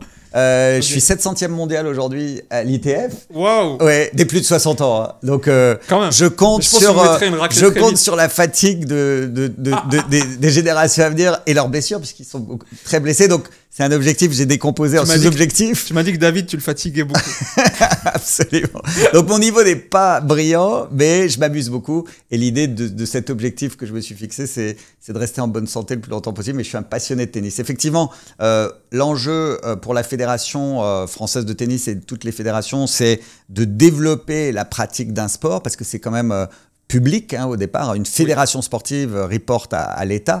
Et donc l'enjeu d'une fédération, c'est de développer la pratique d'un sport par rapport à la santé, éducation, pratique de l'activité Et le physique. rayonnement aussi de la France, peut-être. Alors, rayonnement de la France, c'est pas dans les objectifs d'une fédération, mais ça y contribue, c'est vrai. Ok. Et pour pouvoir développer la pratique, il faut avoir des gens qui inspirent. Il faut avoir des champions. Ah, Et rôle donc- modèle, quoi. Voilà, des rôles modèles. Le dernier Français à avoir gagné Roland Garros, c'était il y a 42 ans, c'était Yannick Noah. Depuis, il n'y en a pas eu. On a eu des excellentes générations de joueurs. La dernière en date qu'on appelait les 4 mousquetaires, hier, Gasquet a fait ses adieux. Mon fils a fait un match magnifique, mais ils sont en train de partir. La nouvelle génération, alors, ce qui est très intéressant en France, c'est que c'est la meilleure école de formation des top joueurs. On a le plus de joueurs au monde dans les 100 premiers Français. On a 13 joueurs actuellement dans le top 100, 2 fois plus que les États-Unis. Par contre, et là, il y a eu des progrès par rapport à la dernière fois où on s'est parlé, il y a maintenant 4 joueurs dans les 40 premiers. Par contre, ce qui manque, c'est le top 10. Donc, comment on fait pour entrer dans le top 10? Ça, c'est beaucoup plus compliqué. On a quand même Arthur Fils qui va passer normalement 13e. Il est 14e mondial, il va passer 13e. Donc, on y est proche. Je suis assez convaincu qu'un garçon comme Arthur Fils, il sera dans le top 5. Mais comment on fait pour entrer dans le top 5? En fait, c'est assez compliqué. C'est-à-dire, d'abord, il y a le talent naturel. Il y a aussi des phénomènes qui peuvent être très individuels, c'est-à-dire un Nadal, un Djokovic, un Federer. Chaque cas est très différent. Donc, il n'y a pas de recette miracle. Mais on voit quand même que la densification du nombre de joueurs dans le top 100 est un facteur non négligeable d'arriver dans le top 10. L'exemple actuel, c'est l'Italie, qui a le numéro 1 avec Sinner et qui a ensuite placé 5 ou 6 Italiens dans les 30 meilleurs. Donc, il y a une école de formation. Donc, L'école de formation française en tennis chez les hommes est très performante parce qu'il y a un système de détection. Par contre, ensuite, c'est un problème, on va dire, plus culturel, d'aptitude à résister à la douleur. La souffrance. À la souffrance. C'est là où on voit les Et Espagnols. à l'envie, à l'intention. Je crois que tu en parlais avec Jacques Attali, du grit. Oui. La différence, c'est le grit. Et donc, comment on fait, puisqu'ils sont tous excellents, hein, les 50 meilleurs joueurs du monde. Il leur manque peut-être ce grit supplémentaire. Alors, il leur manque ou il leur manque pas. C'est-à-dire quelqu'un comme Arthur Fils ou comme Hugo Humbert, c'est des gens qui sont extrêmement talentueux. J'imagine, pour arriver dans le top 100. Ouais, ou le top 20. Le top 20, Humbert, ouais. 15e. Donc, c'est quand même remarquable d'être dans les 15 meilleurs. Mais comment on fait pour passer dans le top 100 ? C'est... Alors quand je dis ça, c'est pas moi qui le dis. On a fait, puisque j'ai travaillé avec la Fédération française de tennis, une étude sur tous les meilleurs entraîneurs du monde. Ce qu'ils disent, c'est qu'en fait, l'aptitude à la douleur est quelque chose, et donc la durée d'entraînement dans des conditions similaires, c'est-à-dire être capable de s'entraîner 4 heures au soleil, et l'aptitude à souffrir, à résister, douleur physique, douleur mentale, c'est des choses qui s'apprennent peu à l'école. Et donc, comment on le fait pour le vivre en tant que champion, c'est quelque chose qui est compliqué. Mais des gens comme Arthur Fils y travaillent. Des gens comme Hugo Humbert y travaillent. Donc, je suis assez optimiste sur l'avenir des champions français dans le top 10. Ouais. On s'améliore. Ouais, ça se fait, c'est du long terme aussi. C'est comme une entreprise. Oui. C'est pas en 2 ans qu'on change les choses. C'est sur 10 ans. Mais les Espagnols qui ont réussi à placer un Alcaraz juste après un Nadal, est-ce qu'ils ont une densité dans le top 100 ? Ouais, très forte densité, en particulier sur terre battue. Très forte densité. Et donc, l'Italie, la France, l'Espagne sont très bien placés. Et quand on est plein de gens dans le top 100, normalement, on a des chances. Ouais, ça finit si on bosse aussi cette aptitude à la souffrance. Et donc, le président de la Fédération française de tennis, Gilles Moreton, a fait venir Lubicic, qui est un Croate, qui était 3e joueur mondial, qui était l'entraîneur de Federer. Il l'a fait venir il y a 2 ans et il est en train de changer un peu les méthodes avec plus d'exigences. Donc ça paiera peut-être dans 3-4 ans, mais voilà, on assiste à une progression intéressante.